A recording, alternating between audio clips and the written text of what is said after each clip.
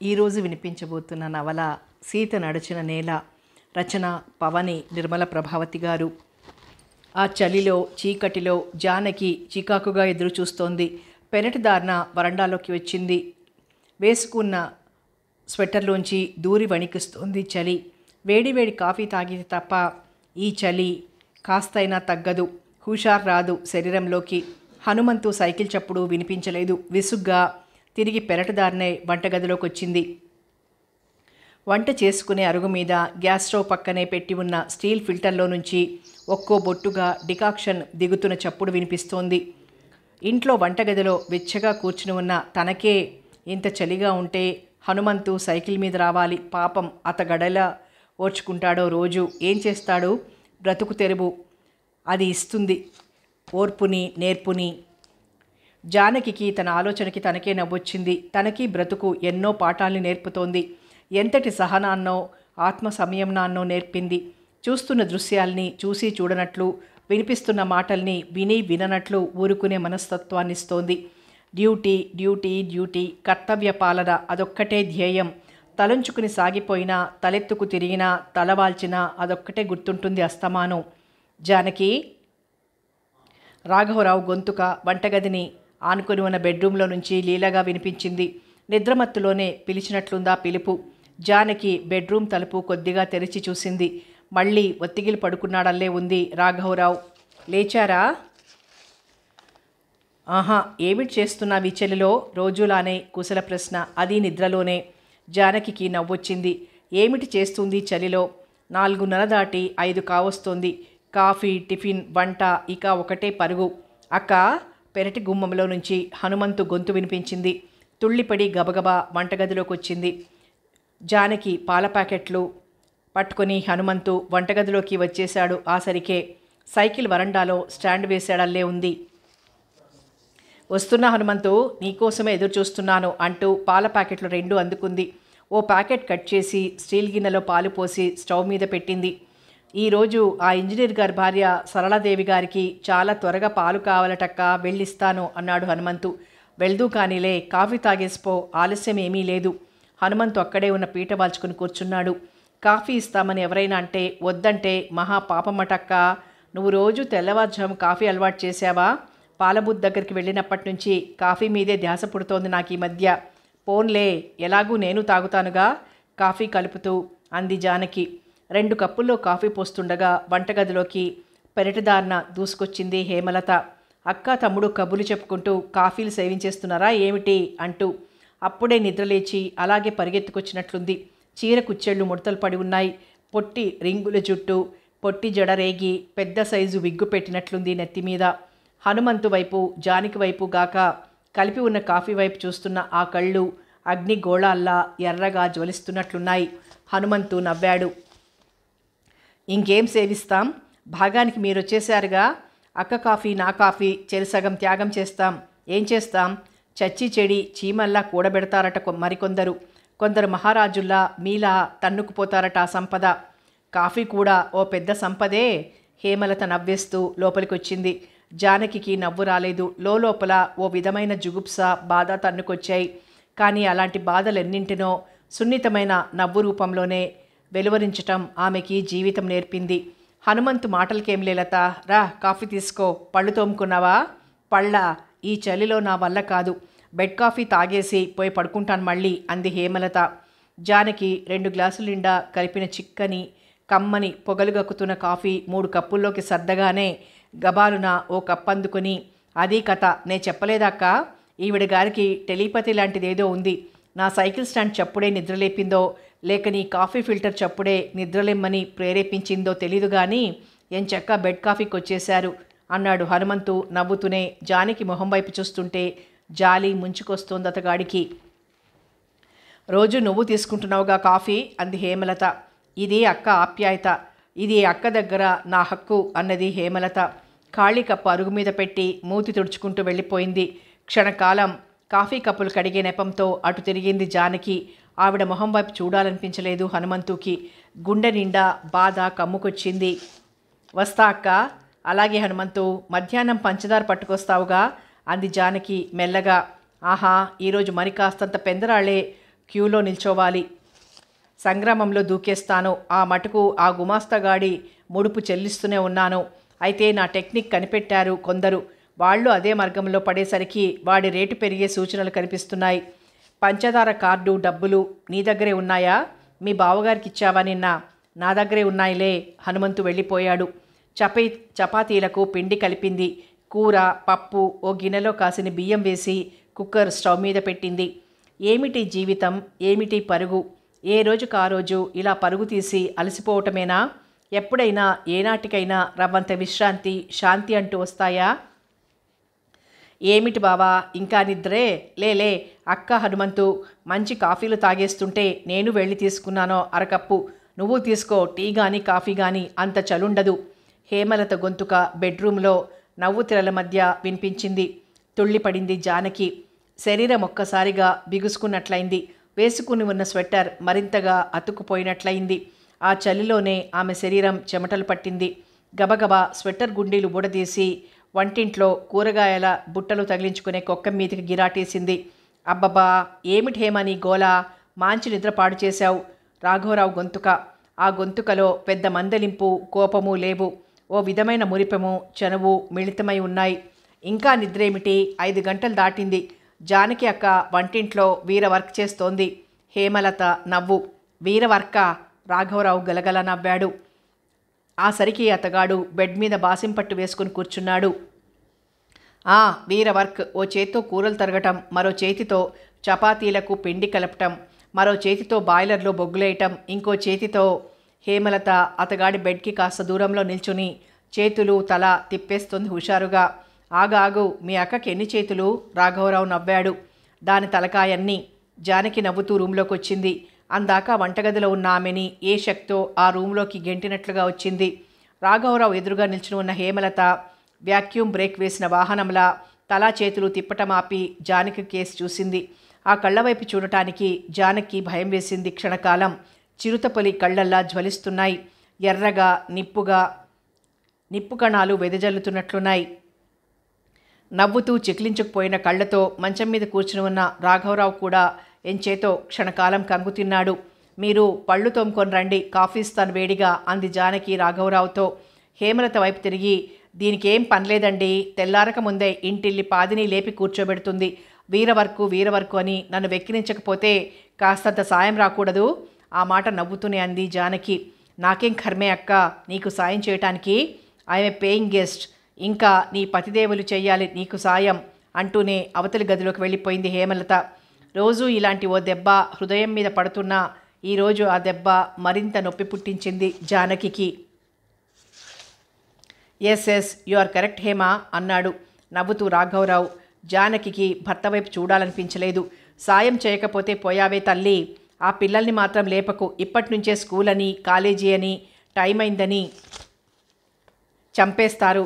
జానకి వంటగదిలోకి వచ్చింది. వెనకాలే రాఘవరావు వచ్చాడు. పళ్ళు తోముకొని రండి. బద్ధకంగా ఉందోయ్ జానకి, వేడి కాఫీ ఇవ్వు, ఆనక తోముకుంటాను. జానకి కాస్త కోపం వచ్చింది. మీరు బెడ్ కాఫీ తీసుకోవడం అలవాటు చేసుకుంటారా? పిల్లలు మొదలెడతారు పాచిపళ్లతో. ఏం కర్మ, బాయిలర్లో వేడి నీళ్లున్నాయి కదా, పళ్ళు తోముకొని రాకూడదు? రాఘవరావు బాత్రూం వైపు కదలబోతున్నంతలో హేమలత సుడిగాలిలా దోసుకొచ్చింది. నో బావా, పళ్ళు తోముకోకు. పాచిపళ్ళు, బోడి సిద్ధాంతాలు ఏమిటో ఈ అక్క రోజురోజుకి మహాపతివ్రతలా శిరోమణుల జాబితాలోకి ఎక్కిపోయి పూర్వాపారాల్ని పునరుద్ధరించే శపథం చేసేస్తోంది. బెడ్ కాఫీ ప్రాణాంతకమైందేమీ కాదు. పిల్లలు తీసుకుంటే తప్పులేదు. నువ్వలా 1 నిమిషంలో నిల్చో, కాఫీ ఇచ్చేస్తాను. గబగబా స్టవ్ దగ్గరికి నడిచి కాఫీ పెట్టేసింది హేమలత. కప్పులో పోసి పట్టుకొచ్చేసింది కూడా. కర్తవ్య మూడునిలా నిల్చుండిపోయాడు రాఘవరావు. జానకి అతగాడు వేపొకసారి చూసి పిల్లలున్న గదిలోకి ఏదో వస్తువు కావాల్సిన నెపంతో వెళ్ళిపోయింది. ఆ ఒక్క చూపుకే నర్వస్గా అయిపోయాడు రాఘవరావు. చేతిలో కప్పు అలాగే ఉంది. తాగవా? తాగించేయనా బావా? హేమలత జబర్దస్తిగా అంది. ఇంకా నయం, పళ్ళు కూడా తోమిస్తానన్నావు కాదు. మరి కాస్త వేడి చెయ్యి, బాత్రూంలోకి వెళ్ళొస్తాను. నవ్వుతూనే బాత్రూం వైపు నడిచాడు రాఘవరావు. ఏదో పెద్ద పోరాటంలో గెలుపొందిన దానిలా నిట్టూర్చింది జానకి. మెల్లిగా వంటగదిలోకి వచ్చింది. ఆహా, జానకి చరణవారణ చక్రవర్తి అని బిరుదు పారేస్తాలే అక్క మీ వారికి. నీ చొత్తున ఇవ్వు కాఫీ అంది హేమలత గింజుకుంటున్నట్లు. ఎవరిస్తే ఏమిటి కానీ ఆ ఉల్లిపాయల బుట్ట ఇలా తీసుకురా. అంది జానకి మామూలుగా. నాకు ఓపిక లేదు, నువ్వే తెచ్చుకో. గబగబా అవతల గదిలోకి వెళ్ళిపోయింది హేమలత. టైం ఉదయం 9 కావస్తోంది. జానకి బస్టాప్లో నిల్చునుంది. జానకిలానే జాబ్స్కు వెళ్లేవాళ్ళు ఓ 4-5 ఉన్నారు మగవాళ్ళు. బస్టాప్లోని ఆ షట్టర్లో సిమెంట్ బెంచి మీద కూర్చుని పేపర్ చూస్తున్నట్లు నటిస్తూ జానకిని పరిశీలించి చూస్తున్నారు. సుమారు 50 ఏళ్లు దాటి బహుశా 2-3 ఏళ్లలో రిటైర్ కాబోతున్న ఓ పెద్ద మనిషి. యువకులిద్దరూ సాయంత్రం తాము వెళ్ళదలుచుకున్న హిందీ సినిమా టికెట్లు దొరుకుతాయో దొరకవో, బ్లాక్లోనైనా సరే ఎలా సాధించుకోవాలో చర్చించుకుంటున్నారు. హఠాత్తుగా సైకిల్ మీద అటుగా వచ్చిన ఓ 19-20 ఏళ్ల వయసులో ఉన్న ఓ కుర్రాడు బస్సు కోసం ఎదురు చూస్తూ షట్టర్ ఇనుప స్తంభానికి ఆనుకొని నిల్చుని ఉన్న జానకి కేసు చూసి కన్నుగీటి ఈల వేశాడు. సైకిల్ మీద దూసుకుపోయాడు. జానకితో పాటు మిగతా వారు నిర్ఘాంతపోయారు ఆ కుర్రాడి సాహసానికి. జానకికి భళ్ళున నవ్వొచ్చింది. మరో 4 ఏళ్లలో తన బాబు రాము కూడా ఈ కుర్రాడంత వాడవుతాడు. వాడు ఇలాగే ఓ రోజు తన వయసున్నంత స్త్రీని చూసి ఇలా ఈల వేస్తాడా? చచ, ఏమో, ఈ చూస్తున్న సినిమాలు, ఈ చదువుతున్న సాహిత్యం తల్లికి చెల్లికి ప్రియురాలికి తేడా తుడిచేస్తున్నాయా? లేక కొందరి మనస్తత్వమో ఇలా ఉంటుందో? తను పౌడర్ పూసుకుంటోంది బాగా. హెయిర్ డై వాడి తెల్లబడుతున్న వెంట్రుకల్ని కప్పేస్తోంది. పని సౌలభ్యం కోసం పొడుగాటి చుట్టును అందంగా మడిచి అటు జడ ఇటు ముడి కాని కొత్త రీతిలో రబ్బర్ బ్యాండ్తో బిగిస్తోంది. ఇస్త్రీ చేయనవసరం లేని టెర్లిన్ పాలిస్టర్ లాంటి చీర కడుతోంది. అంచేత ఇంకా ఆకర్షణీయంగానే కనిపించుతోంది. అయితే అలంకరణంతా ఇతరులను ఆకర్షించే దృక్పథంలో చేసుకోవటం లేదు. తను ఉద్యోగిని. ఆఫీసుకు వెడుతూ ఇంటి చాకిరీ తాలూకు జిడ్డును అలసటను వెదజల్లుతూ పోయేందుకు వీల్లేదు. ఆ పెద్ద మనిషికి తను ఆకర్షణీయంగా కనిపిస్తోంది. ఆబగా చూస్తున్నాడు పేపర్ చాటు నుంచి. ఈ కుర్రాడికి ఆకర్షణీయంగా కాకున్నా కాస్తంత సెక్సీగా కనిపించుండాలి. ఏం సంధియుగం! స్త్రీని కేవలం భోగ్య వస్తువుగా, సెక్స్ సింబల్గా ఊహింపజేసే విచిత్రమైన సంధియుగం. లంచ్ టైంలో టైప్ చేసి చేసి అలసిపోయిన ఈ తన ముఖం అసలు వయసును రెట్టింపు చేసి చూపుతుంది. తెచ్చుకున్న టిఫిన్ బాక్స్లోని టిఫిన్ తిని, చిన్న ఫ్లాస్క్లో తెచ్చుకున్న కాఫీ తాగి, చిన్న సైజు బ్రీఫ్ కేస్ అంతా ఉన్న హ్యాండ్ బ్యాగ్లో నుంచి మేకప్ సామాన్లు బయటికి తీస్తోంది. ఐబ్రో పెన్సిల్తో కనుబొమ్మలు దిద్దుకొని, కాస్తంత పౌడర్ రాసుకుని, బొట్టు పెట్టుకుని, చెదిరిన జుట్టు అలవోకగా దువ్వుకుని, చీర కుచ్చెళ్ళు సరిచేసుకుని మళ్ళీ సీటు కేసు నడుస్తుంది. నిజానికి పనులన్నీ ఇంటి దగ్గర ఓ మారు చేసినవే. అవి చేసుకునే ముందు ఇంటి దగ్గర ఎంతటి పోటీ పరుగు! పిల్లలిద్దరి టిఫిన్ బాక్సులలో, హేమలత టిఫిన్ బాక్స్లో, రాఘవరావు టిఫిన్ బాక్స్లోనూ టిఫిన్ సర్దుతుంది. గబగబా 4 మెతుకులు అన్నం తినేస్తుంది.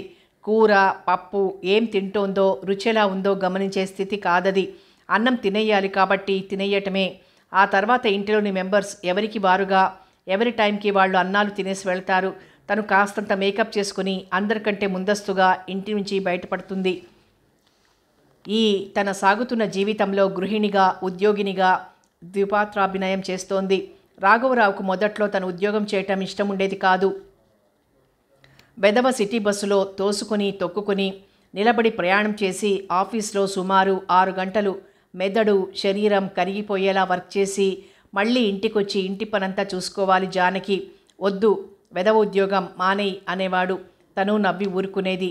సిటీ బస్లో ఎక్కటం ఓ ఆర్ట్. ఎక్కాక ముందు వెనక కావాలని తోసేవారు, విధిలేక తోసేవారు. అభిమన్యుడిలా కండక్టర్ తోసుకుంటూ అటు ఇటు టికెట్లు ఇస్తూ తిరగటాలు. ఆ పరపురుష స్పర్శతో శరీరం రోమాంచితమై జుగుప్సతో నిండి మొద్దుబారిపోయింది కాలక్రమేణా.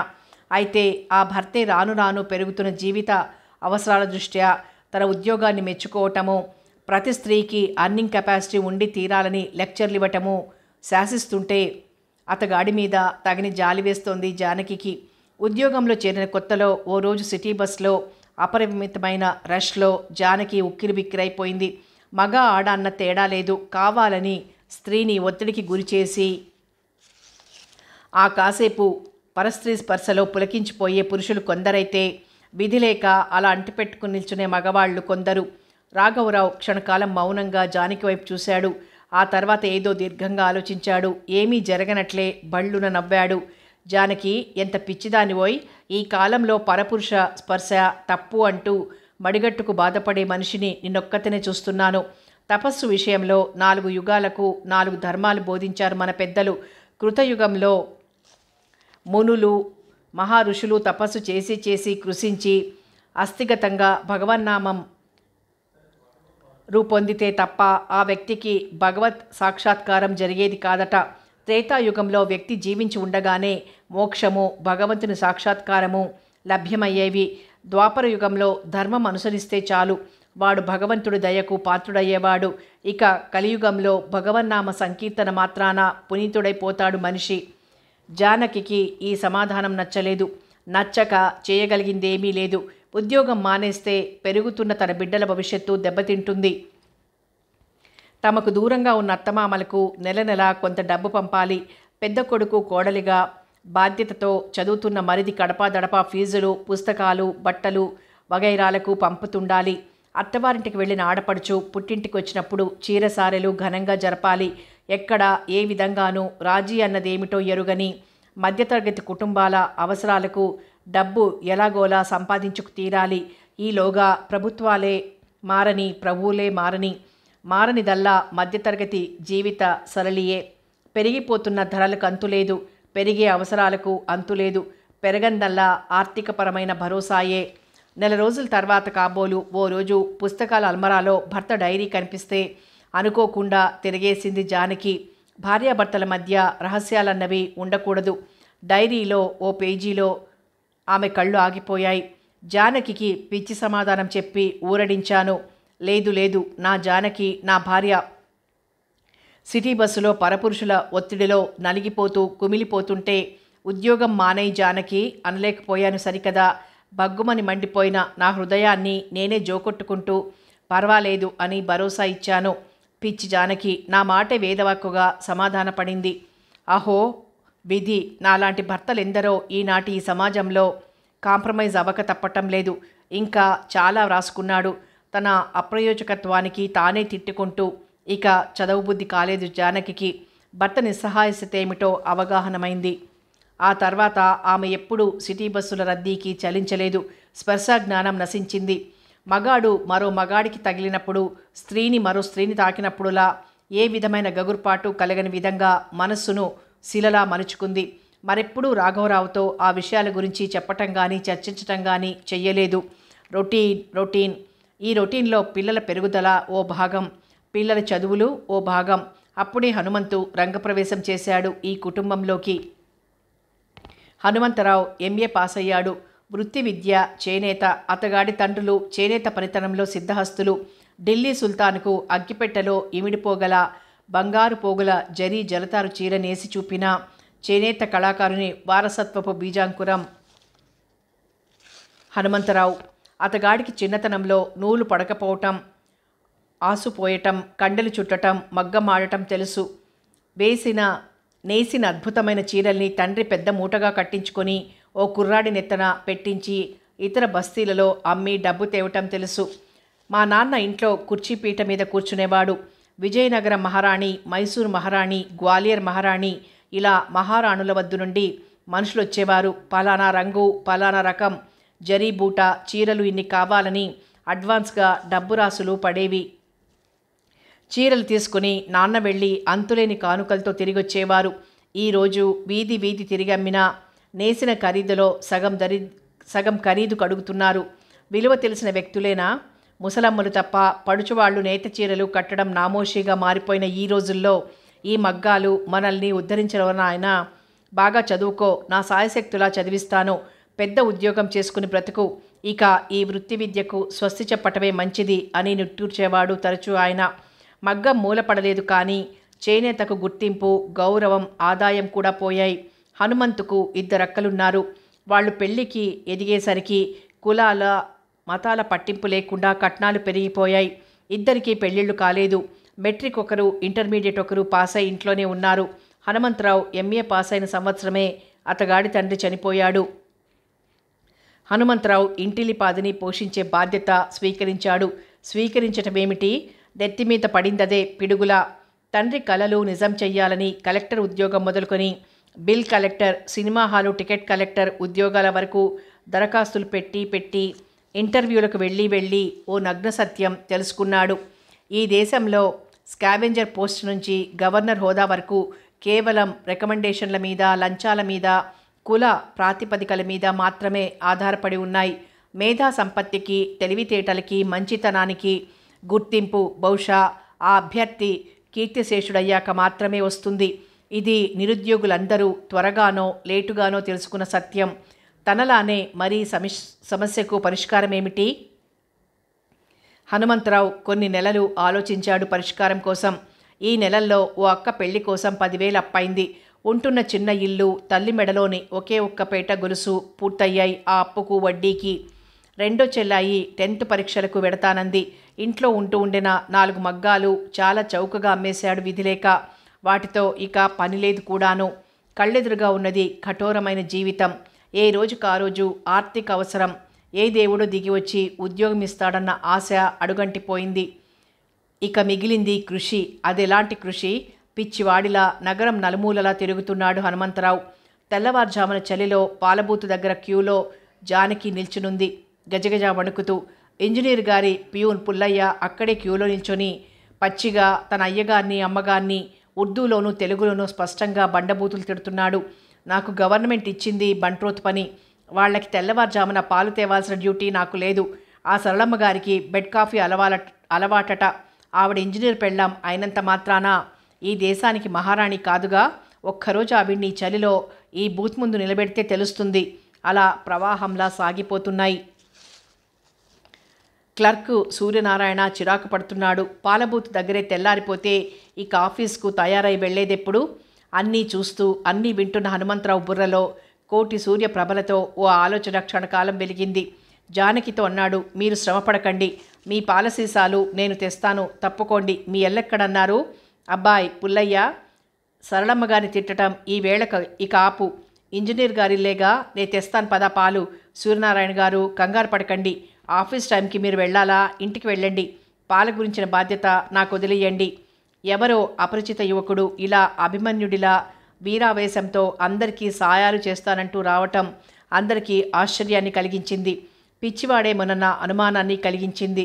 ఇంకా మానవత్వం పూర్తిగా చావలేదన్న విశ్వాసం ఉన్న జానకికి మాత్రం హనుమంతరావు ఆత్మీయుడిగా కనిపించాడు. అదో ఆ వీధి చివర ఉన్న 60/112 నెంబర్ ఇల్లు మాది తమ్ముడు అంది క్యూలో నుంచి బయటపడుతూ. అలా ఆ రోజు పాలు హనుమంతరావు జానకి ఇంట్లో ఇచ్చాడు. ఆ మధ్యాహ్నం మరో మనోహరమైన దృశ్యం కంటపడింది హనుమంతరావుకు. వీధంతా క్యూలోనే ఉంది. పేవ్మెంట్ మీద ఎండ మండించేస్తోంది. ఆడవాళ్లు మగవాళ్ళని తేడా లేకుండా కొందరు తల తిరిగి 2 నిమిషాల సేపు స్పృహ తప్పినంత పనై నిమ్మకాయ సోడాలు తాగి సంభాళించుకుంటున్నారు. పంచదార పంపిణీ యజ్ఞమది. పంచదార కార్డుల ప్రకారం పంచే గుమాస్తా ఆనాటికి తనో గవర్నర్ పోజులో ఉన్నాడు.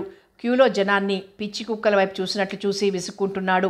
కొన్ని కార్డులకు ఇచ్చాక ఇక ఈ పూట బంద్, రేపు ఉదయమే అనేస్తున్నాడు. హనుమంతుని తోకలా ఉన్న క్యూలో నిట్టూర్పులు, తిట్లు దావానలంలా వ్యాపిస్తున్నాయి. పీకుతున్న కాళ్లతో వెనక్కి మళ్ళారు. క్యూలలోనే జీవితం సగం గడిచిపోయేలా ఉంది. పంచదార క్యూ, కిరసనాయిల్ క్యూ, ఫినిష్. ఈ నెలలో ఓ సినిమా ఆశ లేదు, సరదా లేదు. ఇవి లేకుంటే ఎలా బ్రతకటం? రాఘవరావు విసుక్కుంటూ అన్నాడు. పక్కనున్న జగన్నాథరావు అనే ఫుడ్ కార్పొరేషన్ ఆఫీస్లో గుమాస్తాతో, అవునండి, పోనీ ఎవరినైనా ఈ క్యూలలో నిలబెట్టి మన పనులు మనం చూసుకుందామంటే మనకు నౌకర్లను పోషించే స్తోమత లేకపోయే. ఇలాంటి పనులకి గవర్నమెంట్ నౌకర్లను ఇచ్చినా బావుండు. మన జీతంలో 50 రూపాయలు కట్ చేసుకున్నా పర్వాలేదు. ఈ క్యూలలో నిలబడి ఈ నిత్యావసర వస్తువుల్ని సాధించే వీరుడికి ఆ 50 తాయిలంలో పెట్టి మరీ ఇద్దుము అన్నాడు జగన్నాథరావు నవ్వుతూ. అంతటి బంగారు అవకాశాన్ని హనుమంతరావు జారవిడ్చుకోలేదు. మీరు మాట మీద నిలబడండి, 50 రూపాయలు అని మీరు మాట వరుస కన్నారే గాని అంత ఇచ్చుకోలేరు. నిజానికి ఇచ్చే స్తోమతే ఉంటే ఈ క్యూలలోగాక బ్లాక్లోనే ఈ వస్తువుల్ని కొనేవారు. సో ఓ న్యాయమైన రేటుకు రాజీకి మనం వద్దాం. నేను నిరుద్యోగిని, నాకు ఉద్యోగము రాబడి కావాలి. మీరు ఉద్యోగులు, మీకు మీ స్తోమతలో నౌకరు కుర్రాడు నమ్మకస్తుడు కావాలి. ఆ జాబ్ నేను సంతోషంగా స్వీకరిస్తాను. నా డ్యూటీ నేను నమ్మకంగా చేస్తాను. మీరు నా జీతం టెన్షన్గా ఇవ్వండి. ఇది ఏ లాలూచి అవసరం లేని పరస్పర సహకార ప్రాతిపదిక మీద ఏర్పడిన ఉద్యోగం. రాఘవరావు, జగన్నాథరావు, మరో సీతాపతిరావు, ఇంకొక సింగ్ గారు ఇలా అందరూ సంతోషంగా ఒప్పందానికి వచ్చారు హనుమంతరావుతో. ఆ నెల హనుమంతరావు హనుమంతుగా మారాడు. అందరి కళ్ళల్లో తెల్లవారుజామున పాలబూత్ దగ్గర పాలు పట్టుకురావటం అతగాడి డ్యూటీ. పాల ప్యాకెట్లు పెద్ద ప్లాస్టిక్ బకెట్లో సర్దుకుని సైకిల్ మీద పెట్టుకుని ఆ చలిలో ఇంటింటికి వస్తాడు. ఆ వీధిలో చాలామందికి ఇది సౌకర్యంగా కనిపించింది. నెలకి ఒక్క ఇంటికి 3 రూపాయలు మాత్రమే ఇస్తే చాలన్నాడు. అందరికీ ఆ రేటు అందుబాటులో ఉంది. పాల కోసం తెల్లవారుజామున చలిలో బూత్కి పరిగెత్తే బాధ తప్పింది. సుమారు 50 ఇళ్లు కుదిరాయి హనుమంతుకు. అలాగే పంచదార, కిరసనాయిల్, వంట గ్యాసు వగైరా క్యూలకి కూడా హనుమంతు మీదే ఆధారపడ్డారు చాలామంది గృహస్థులు. అందులో ఎక్కువ మంది ఉద్యోగాలు చేసుకునే దంపతులు అవటం వల్ల నమ్మకంగా హనుమంతు ఏ నెల కా నెల తమ కోటా పంచదార, కిరోసిన్, రోజువారీ పాలు తెచ్చిస్తుండటంతో అతగాడికి ఇవ్వవలసిన డబ్బు అదనమని కానీ వేస్ట్ అని కానీ అనిపించడం లేదెవరికి. మొత్తం 50 ఇళ్లలోనూ హనుమంతు ఓ ప్రత్యేక వ్యక్తి అయ్యాడు. అతగాడి రాబడి నెలకు 400 రూపాయలైంది. అతగాడికి అదెంతో తృప్తిని, ఆత్మవిశ్వాసాన్ని ఇస్తోంది. మొదటి 2 నెలలు హనుమంతు తాను చేస్తున్న ఉద్యోగం గురించి చెప్పలేదు ఇంట్లో. ఏదో టెంపరరీ జాబ్ అని చెప్పాడు. కానైతే తెల్లవారుజాము మొదలుకొని రాత్రి వరకు చేసే ఈ ఉద్యోగ వివరాలు ఎట్టకేలకు తల్లి, చెల్లి, ఆ సిటీలోనే ఉంటున్న అక్క, బావ ఆరా తీశారు. వైట్ కాలర్ జాబ్ కాకుంటే పీడాపోయే. కేవలం పనికుర్రాడి పనా నువ్వు చేస్తున్నది? ఇదెంత అవమానం! ఇది మాకెంత అవమానం! వెధవ ఆదాయం లేకుంటే పీడాపోయింది. నువ్వు ఇంటి పట్టున బీకామ్గా ఉన్నా మాకు దిగులేదు. ఇలాంటి పని మాత్రం చెయ్యొద్దు. ఇలాంటి పనికుర్రాడు మా వాడని మేము ఎలా నలుగురికి చెప్పుకోగలం? మన బంధువుల్లో కానీ మన కులంలో కానీ పిల్లని ఎవరిస్తారు నీకు అని అక్క, బావ, తల్లి, చెల్లి రోజు ఏడ్చేస్తున్నారు. మొదట్లో హనుమంతుకు కోపం వచ్చి పిచ్చిగా కేకలేసేవాడు వాళ్ళందరి మీద. మీకు చేతనైతే మంచి జాబ్ చూపించండి అంటూ. రాను రాను వాళ్ల పోరులానే హనుమంతులో ఓర్పు, పట్టుదల ఎక్కువయ్యాయి. వాళ్ల ఏడుపుకి తను జడవకూడదు. ఇదో సంధియుగం. ఇటు వృత్తి విద్యలకు అటు డిగ్రీలకు కూడా విలువలేని సంధియుగం. నిరుద్యోగం అని నిట్టూర్చే కంటే గౌరవనీయంగా, దొంగతనానికి అతీతంగా, రంకు వ్యవహారాల్లో తలదూర్చకుండా చేసుకునే ఏ పనైనా తప్పులేదు. శ్రమకు తగ్గ ఫలితాన్ని న్యాయంగా ఆర్జించుకోవటంలో ఉన్న సంతృప్తి, గర్వం మరెందులోనూ లేవు. అంచేత తిక్కరేగినప్పుడు ఉపన్యాస ధోరణిలో అంటాడు హనుమంతు. అక్క, బావ, తల్లి, చెల్లి, సోదర సోదరీమణులారా, నా భారతదేశపు భావి పౌరులారా, యువతీ యువకుల్లారా, ఈ హనుమంతు అనబడే ఒకానొక నిరుద్యోగ యువకుడు స్వయం కృషితో సాధించిన ఓ కొత్త ఒరవడిని వినండహో. డబుల్ డిగ్రీలు బ్రతుకు తెరువును కల్పించవు. బ్రతుకు తెరువు కల్పించే ఏ మార్గమైనా దానికి డిగ్రీలు అవసరం లేదు. కాసిని తెలివితేటలు, మరి కాస్తంత ఓర్పు, కొండంత నిజాయితీ మాత్రమే పెట్టుబడులుగా పెట్టగలిగితే చాలు, దర్జాగా బ్రతకగలం. ఇక రాబోయే తరం మరింత గొప్పది. అప్పుడు 1,00,000 మంది గ్రాడ్యుయేట్స్లో ఒక్కడికే ఉద్యోగ అవకాశం ఉండొచ్చు. అదైనా ధనము, కులము, పలుకుబడి ప్రాతిపదికగా అప్పటికి నిత్యావసర వస్తువులన్నీ విలాస వస్తువుల స్థాయికి ఎదిగిపోవచ్చు. కందిపప్పుకి క్యూ, వనస్పతికి క్యూ, వంట చెరుక్కి క్యూ, రాక్షస బొగ్గు బ్లాక్లో తప్ప దొరకదు. ఆవాలు, జీలకర్ర, మిరియాలు, వక్కపొడి, కాఫీ పొడి, సిగరెట్లు ఒకటేమిటి, తాగే నీళ్లు మొదలు మనిషి శ్వాస వరకు ప్రత్యేకం పోరాడి సాధించుకోవాల్సిన అపురూప వస్తువులుగా మారిపోవచ్చు. ఇప్పటికే క్యూలతో హడలిపోయి ఉన్న దినాలు. ఆనాడు క్యూలలో తమకు వస్తువులు సాధించుకుని వచ్చే వీరుల కోసం ప్రకటనలు చేయవచ్చు. భావితరాల వారికి అవే జాబ్స్. అప్పుడు నాలాంటి వేలాది, లక్షలాది హనుమంతులు కావాలి. డిగ్రీల అవసరం లేదు. ఎవరి పంచదార వాళ్ళకి చేర్చగలిగే మేధ చాలు. పంచదార, కిరసనాయిలు, కట్టెలు, బొగ్గులు, ఆపరాలు ఇలా ఏ క్యూలోనైనా అవలీలగా గుమాస్తాగాడికి ఓ ₹1 ఆశ చూపి మరీ తెలివిగా సాధించుకొచ్చే నేర్పొక్కటే చాలు. నిజమైన గౌరవనీయమైన ఉద్యోగాలు ఇవేనని గుర్తించే స్థాయికొస్తారు జనం. మంత్రుల దగ్గర నుంచి మామూలు జనం వరకు నిత్యావసర వస్తువుల కోసం ఇలా నాలాంటి హనుమంతులను ఏర్పాటు చేసుకోక తప్పదు. నేను ఆశాజీవిని. నేను ఎన్నుకున్న మార్గం తప్పు త్రోవ కాదు. ఇలాగే సాగిపోతాను. జానకి అక్క నాకు రోజు కృతజ్ఞతతో, వాత్సల్యంతో కాఫీ ఇస్తోంది. రాధికక్క బలవంతం చేసి తన పిల్లలతో పాటు టిఫిన్ తినిపిస్తుంది. ఇంజనీర్ రామకృష్ణ గారు, వారి శ్రీమతి సరళాదేవి గారు నాకు ప్రతి పండగకి వద్దన్న పంచభక్ష పరమాణాలతోటి భోజనము, అడపాదడపా ఓ కొత్త లుంగీ బనియనిస్తున్నారు. మరో లక్షాధికారి చిన్నారావు గారు నాకు వాత్సల్యంగా సైకిల్ కొనిపెట్టారు. డాక్టర్ రాజేశ్వరరావు గారు నాకు స్వెట్టరు మఫ్లరు కొనిచ్చారు.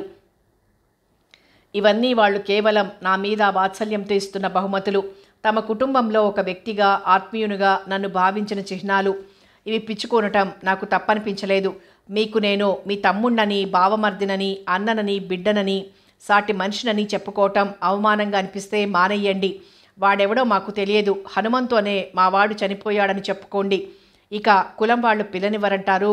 నాకొచ్చే 400తో నేను చెల్లాయి పెళ్లి చేయాలి, అమ్మని పోషించాలి, నేను బ్రతకాలి.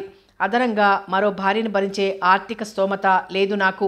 అది వచ్చాక ఏ కులం పిల్లైనా నా పనిని నచ్చి మెచ్చి నాకు తన అభినందనని, ఆప్యాయతని, సహకారాన్ని అందించేదిగా ఉంటే చాలు. పెళ్లాడేస్తాను.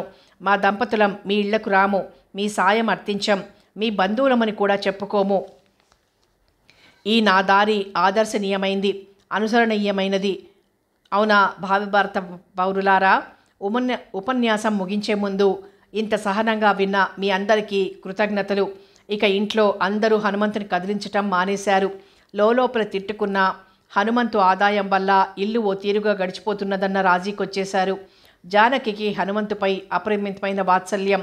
డబుల్ డిగ్రీ హోల్డర్ అయిన హనుమంతు ఏ భేషజం లేకుండా జీవితంతో ఇలా రాజీ పడిపోవటం, రాజీ పడినందుకు ఏ క్షణంలోనూ పశ్చాత్తాపపడకపోవటం ఆమెను ముగ్ధురాల్ని చేశాయి. హనుమంతు అంటూ ఆప్యాయంగా పిలిచి ఓ కప్పు కాఫీ ఇస్తుంది. స్వంత తమ్ముడికి మళ్ళీ రోజు తెల్లవారుజామున.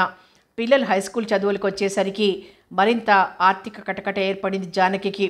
పెరిగిపోయిన ధరలలో, పెరుగుతున్న భారంలో దిక్కుతోచటం లేదు. పైగా మరో సమస్య ఎదుర్కొంటోంది. పిల్లలు పెరుగుతున్నారు. ప్రపంచాన్ని ఆకళింపు చేసుకునే వయసు వస్తోంది వాళ్ళకి. 2 గదుల ఇంటిలో పిల్లలు తాము ఇమటం కష్టంగా ఉంటోంది. ముఖ్యంగా రాత్రి వేళలు. పగలంతా ఉద్యోగాలతో అలసిపోయి ఇంటికి చేరుకున్నాక దంపతులిద్దరికీ కాస్తంత ఏకాంతం, ఒకరితో ఒకరు మనసు విప్పి మాట్లాడుకునే అవకాశం అవసరం అనిపిస్తున్నాయి. పిల్లలు తాము ఓ గదిలో పడుకుంటే ఏం థ్రిల్. రాఘవరావుకు అదే సమస్యగా ఉంది. రాత్రి 12 వరకు మేలుకొని పుస్తకాలేవో తిరిగేస్తాడు. నిద్ర రాదు. మెల్లిగా సిగరెట్ అలవాటైంది. చైన్ స్మోకర్లా రాత్రి వేళల్లో తెగ తాగేస్తుంటాడు సిగరెట్లు. ఆ వదిలే పొగలో అతగాడిలో చోటు చేసుకుంటున్న అసంతృప్తి, సెక్స్ తాలూకు నిరాశ, గుదిబండలా అనిపిస్తున్న సంసారం గురించిన ఒక విధమైన జుగుప్స కనిపిస్తున్నాయి జానకికి. ఇంట్లో మరెవరైనా పెద్ద దిక్కో చిన్న దిక్కో ఉంటే పిల్లల్ని వాళ్లతో పాటు పడుకోబెట్టి తామిద్దరూ ఉన్నంతలో కొంత చేరువయ్యే అవకాశం ఉంది. అలాంటి పెద్ద దిక్కు కానీ చిన్న దిక్కు కానీ ఎవరున్నారు తమకి? మామగారు పోయాక అత్తగారు ఎక్కువ భాగం కూతురు దగ్గరే ఉంటుంది. కారణం ఆ అమ్మాయికి తరచూ ఆరోగ్యం బాగుండటం లేదు. అల్లుడు ఆమెని తమ దగ్గరే ఉండమని కోరాడు.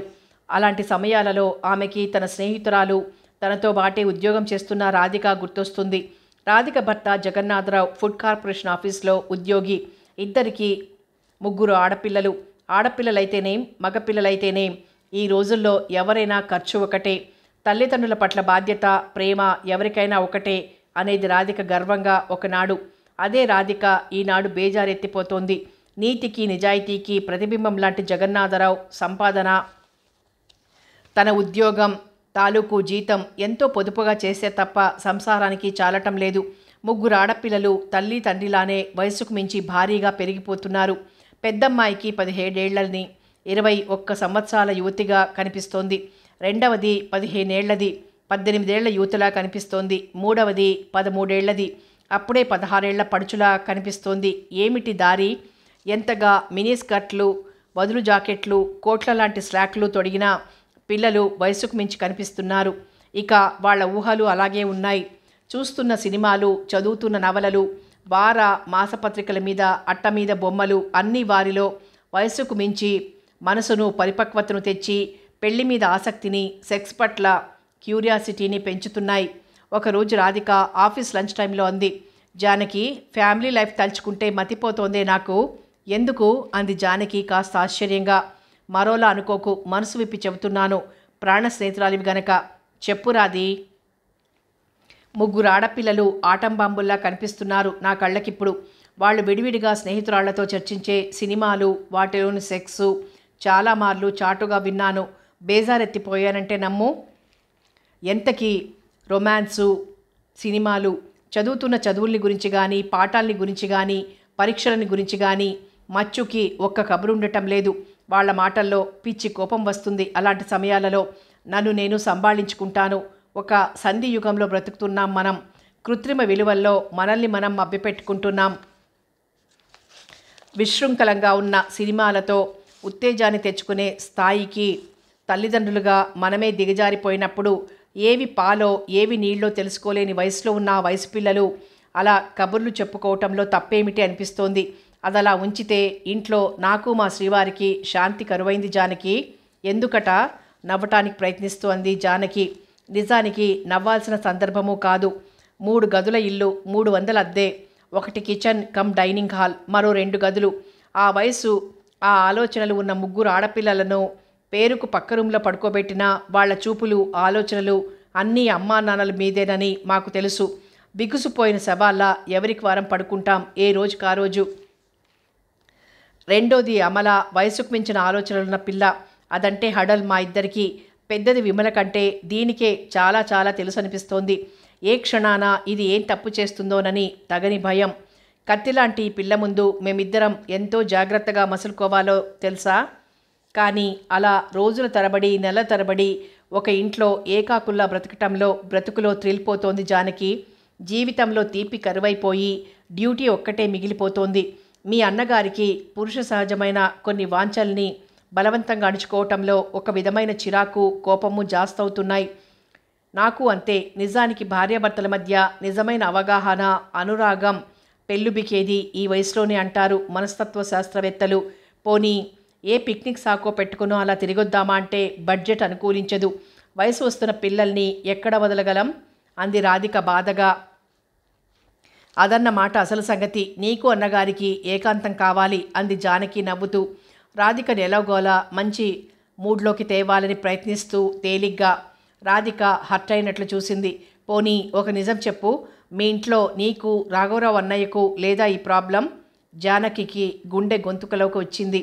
ఏదో చెప్దామనుకుంటున్నంతలో సహా ఉద్యోగిని భవానీ వచ్చేసింది. ఏమిటోయ్, ఇద్దరు దేశ సమస్యల్ని విదేశీ సమస్యల్ని చర్చించి పరిష్కరించి పారేస్తున్నట్లు మొహాలు పెట్టేశారు అంటూ ఇద్దరికిద్దరు మళ్ళీ ఆఫీస్ వర్క్లో పడిపోయారు. రాధిక ప్రశ్నకు సమాధానం చెప్పనే లేదు జానకి. ఆ తర్వాత రాధిక కూడా ఎక్కువగా తన కుటుంబ విషయాలు అలా చెప్పుకోనూ లేదు.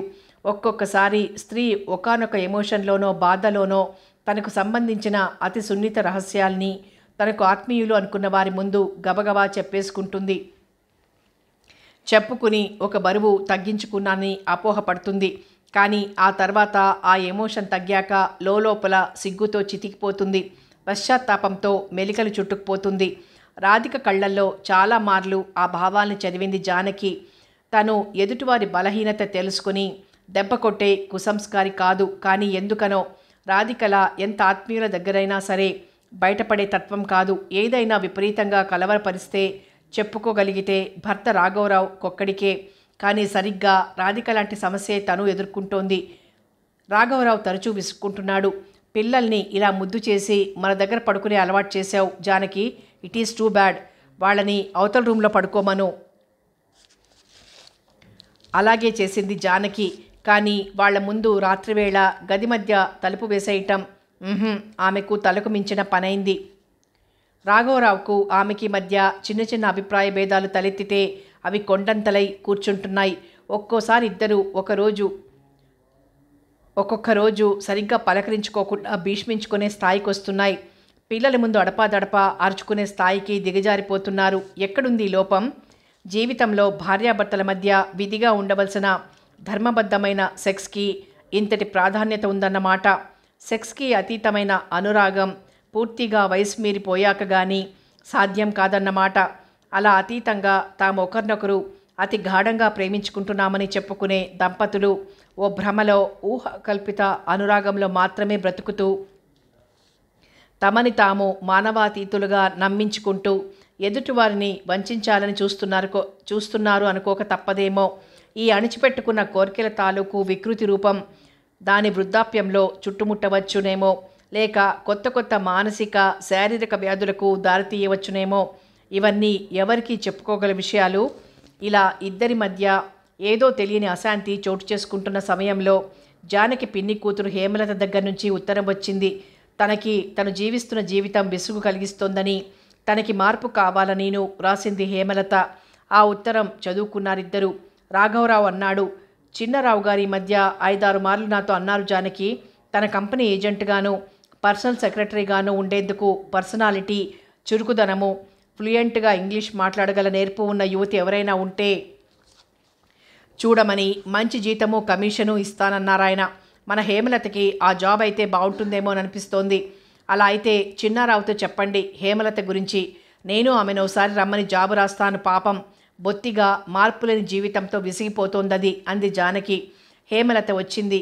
ఎలా వచ్చింది? హేమలత పాత్ర రంగప్రవేశం ఎలా జరిగింది? హలో జానకి గారా, ఏమిటిలా బస్టాప్లో నిల్చునున్నారు? మీ నంబర్ బస్ రాలేదా? తుళ్ళిపడింది జానకి. సుమారు గంట కావస్తోంది ఆమె అక్కడ నిల్చుని. గతమంతా ఆలోచిస్తూ, ఆలోచనల్ని దృశ్యాలుగా చూస్తూ నిల్చుండిపోయింది. చిన్నారావు నవ్వాడు. ఏమిటండి బాబు, అపరిచితుని చూసినట్లు చూస్తున్నారు? జానకి బాగా తేరుకుంది. వర్తమానంలోకి పూర్తిగా అడుగుపెట్టింది. చిన్నారావు స్కూటర్ ఆపి తన వైపే గుచ్చి చూస్తూ అడుగుతున్నాడు. ఇలాంటి చూపులకు తడబడడం మర్చిపోయి చాలా కాలమైనా ఈరోజు కాస్త కలవరం కలిగింది. బస్సులు రాలేదా అండి? ఇంకేం వస్తాయి? సిటీ బస్ సర్వీస్లోని ఓ కండక్టర్ను ఎవరో ఆఫీసరు దుడుకుతనంగా కొట్టాడట. దాంతో గోలైపోయింది. సాయంత్రం వరకు సిటీ బస్ సర్వీసులన్నీ సమ్మె ప్రకటించాయి. ఓ గంట క్రితం. ఏమిటి? షెల్టర్లోని ప్రయాణికులంతా ఆదుర్దాగా అడిగారు. అవునండి, నేను ఆర్టీసీ బస్టాండ్ నుంచే రావటం. జానకి గారు, మీరిలా నా వెనకాల కూర్చోండి, ఆఫీస్ వరకు లిఫ్ట్ ఇస్తాను అన్నాడు చిన్నారావు. జానకి తటపటాయించింది. వద్దులేండి, ఇంటికెళ్తాను. సిటీ బస్ సర్వీసు సమ్మె చేస్తే మా ఆఫీసు ఉద్యోగులంతా ఎలా హాజరవుతారు ఆఫీస్కి?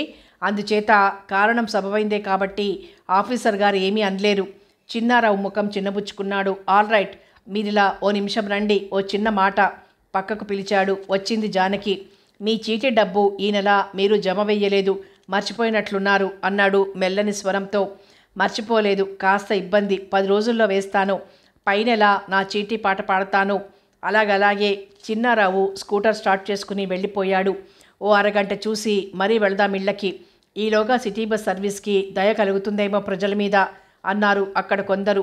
అంతా అలాగే నిల్చున్నారు. హేమలత, చిన్నారావు. మళ్ళీ ఆలోచనలు ముసురుకుంటున్నాయి జానకిని. అక్క, ఇలా నిల్చుని ఉన్నావేమిటి? హనుమంతు గొంతుక దగ్గరగా వినిపించడంతో మరోసారి తుళ్ళిపడింది జానకి. సిటీ బస్ల సమ్మె నాకు తెలుసు కానీ నువ్విలా నా వెనకాల స్కూటర్ మీద కూర్చో. మీ ఆఫీస్ మీదుగానే రైల్వే స్టేషన్కి వెళ్ళాలి నేను. ఆఫీస్కి అందరూ హాజరయ్యారేమో చూడు, లేకపోతే అక్కడే ఉండు. స్టేషన్ నుంచి వస్తూ నిన్ను మళ్ళీ కూర్చోబెట్టుకుని మీ ఇంటి దగ్గర దిగబెడతానన్నాడు హనుమంతు. స్కూటర్ ఎవరిది హనుమంతు? అంది జానకి. డాక్టర్ రాజేశ్వరరావు గారిది. ఆయన గారి బావమరిది భార్య రేపు రాత్రి ట్రైన్లో ఢిల్లీ వెళ్ళాలట. టికెట్లు రిజర్వ్ చేయించుకురమ్మని కోరారు. వెళ్తూ ఎందుకో అనుమానం వచ్చింది, నువ్వు స్టాప్లో ఉంటావేమోనని. నిస్సంకోచంగా అతగాడి వెనకాల సీట్లో కూర్చుంది జానకి. ఇందాక చిన్నారావు ఆహ్వానిస్తే రానన్నావిడ హనుమంతు వెనకాల స్కూటర్ మీద కూర్చోవటాన్ని కాస్త ఆశ్చర్యంగానే చూశారు. ఈ నెలలో బడ్జెట్ చాలా తలకిందులైంది హనుమంతు. ఓ 200 అప్పు కావాలి. చిన్నారావును అడుగుదామంటే ఈ నెల చీటీయే కట్టలేదు నేను, అదనంగా అప్పెలా అడగను? ఎక్కడ నా పేరు చెప్పకుండా తేగలవు అందామె మెల్లిగా. హనుమంతుకు జాలి ఉప్పెనలా ఎగసొచ్చింది. జానకి ఇంటి పరిస్థితులు అతగాడికి బాగా తెలుసు. ఈ నెలలో ఎవరో బంధువులమ్మాయి పెళ్లిళ్లకు 2కి తప్పనిసరిగా వెళ్ళొచ్చారు జానకి, రాఘవరావులు. ప్రయాణపు ఖర్చులు, బహుమతులు తడిసి మోపడైనాయి. ఎంతో అక్కర వస్తే తప్ప జానకి అలా అడగదు. అదైనా హనుమంతు ద్వారా తెప్పించుకుంటుంది. ఇలా మరీ అవసరం అయితే, లేకుంటే తనే వెళ్ళి చిన్నారావు దగ్గర తీసుకుంటుంది నేరుగా. అలాగే అక్క, రేపు ఉదయానికి సర్దుతాను. ఏ జన్మలోని రుణానుబంధమో తమ్ముడు అంది జానకి. ఆమె కంఠం రుద్ధమైంది. హనుమంతు నవ్వాడు. వద్దక్క, అన్ని పెద్ద మాటలనకు. కొందరిని చూస్తే ఏమిటో వాత్సల్యం, ఆత్మీయత పెళ్ళుబుకుతాయి. కొందరిని చూస్తే చాలు ఆజన్మ వైరం ఏదో అకారణంగా తలెత్తుతుంది. ముఖ్యంగా మీ చెల్లాయి హేమలత. హనుమంతు మాట మధ్యలో ఆగిపోయింది. పెద్ద జర్కుతో స్కూటర్ ఎగిరి పడింది. ఎదురుగా వాయువేగ మనోవేగాలతో వస్తున్న లారీ హనుమంతు స్కూటర్ను వెంట్రుక వాసలో గుద్దేయకుండా ముందుకు పోయి మరో వ్యాన్ని అలవోకగా గుద్ది కీచుమంటూ ఆగిపోయింది. వ్యాన్ డ్రైవర్, వ్యాన్లోని వాళ్ళు బ్రతికి బయటపడ్డారు. ఓ మోస్తరు గాయాలతో. వ్యాన్ ముందు భాగం బాగా దెబ్బతిన్నది. ఉర్దూ, ఇంగ్లీషు, తెలుగు తిట్లు ప్రవాహం. మెల్లిగా స్కూటర్ను తిరిగి స్టార్ట్ చేస్తూ అన్నాడు హనుమంతు. చూసావా అక్క, ఒక్క క్షణంలో మాత్రమే మనం మృత్యువుని తప్పించుకున్నాం. ఈ స్పీడ్ యుగంలో మనిషి మృత్యువును వెతుక్కుంటూ విమానాల్లో రాకెట్ వేగంతో పరిగెడుతున్నాడు అనిపిస్తోంది. హనుమంతు మాటలు వినిపించటం లేదు జానకికి. ఒక్క క్షణం క్రితం తాము తప్పించుకున్న మృత్యువు తాలూకు దడ ఇంకా తగ్గలేదు. స్కూటర్ జర్కిచ్చినప్పుడు కింద పడబోయి తను తమాయించుకోవటంలో కాలివేళ్లు బాగా గీసుకుపోయాయి. తనిక్కడ చనిపోయి ఉంటే తన పిల్లలు ఏమయ్యేవాళ్ళు? తన భర్త, తన చెల్లెలు. ఆమె తల పగిలిపోయినట్లు అనిపించింది క్షణకాలం. అసలు హేమలత ఎలా వచ్చింది తమ కుటుంబంలోకి? ఆమె ఆలోచించదలుచుకోలేదు. మౌనంగా కూర్చుంది. ఆఫీస్ వచ్చాక దిగలేదు. నీతో పాటు స్టేషన్కి వస్తాను హనుమంతు, నీ పనయ్యాక ఇంటికి వెడదాం అంది. ఆమె కంఠస్వరం వణుకుతోంది. యాక్సిడెంట్ తాలూకు షాక్ నుంచి ఆమె ఇంకా కోలుకోలేదని అర్థమైంది హనుమంతుకు.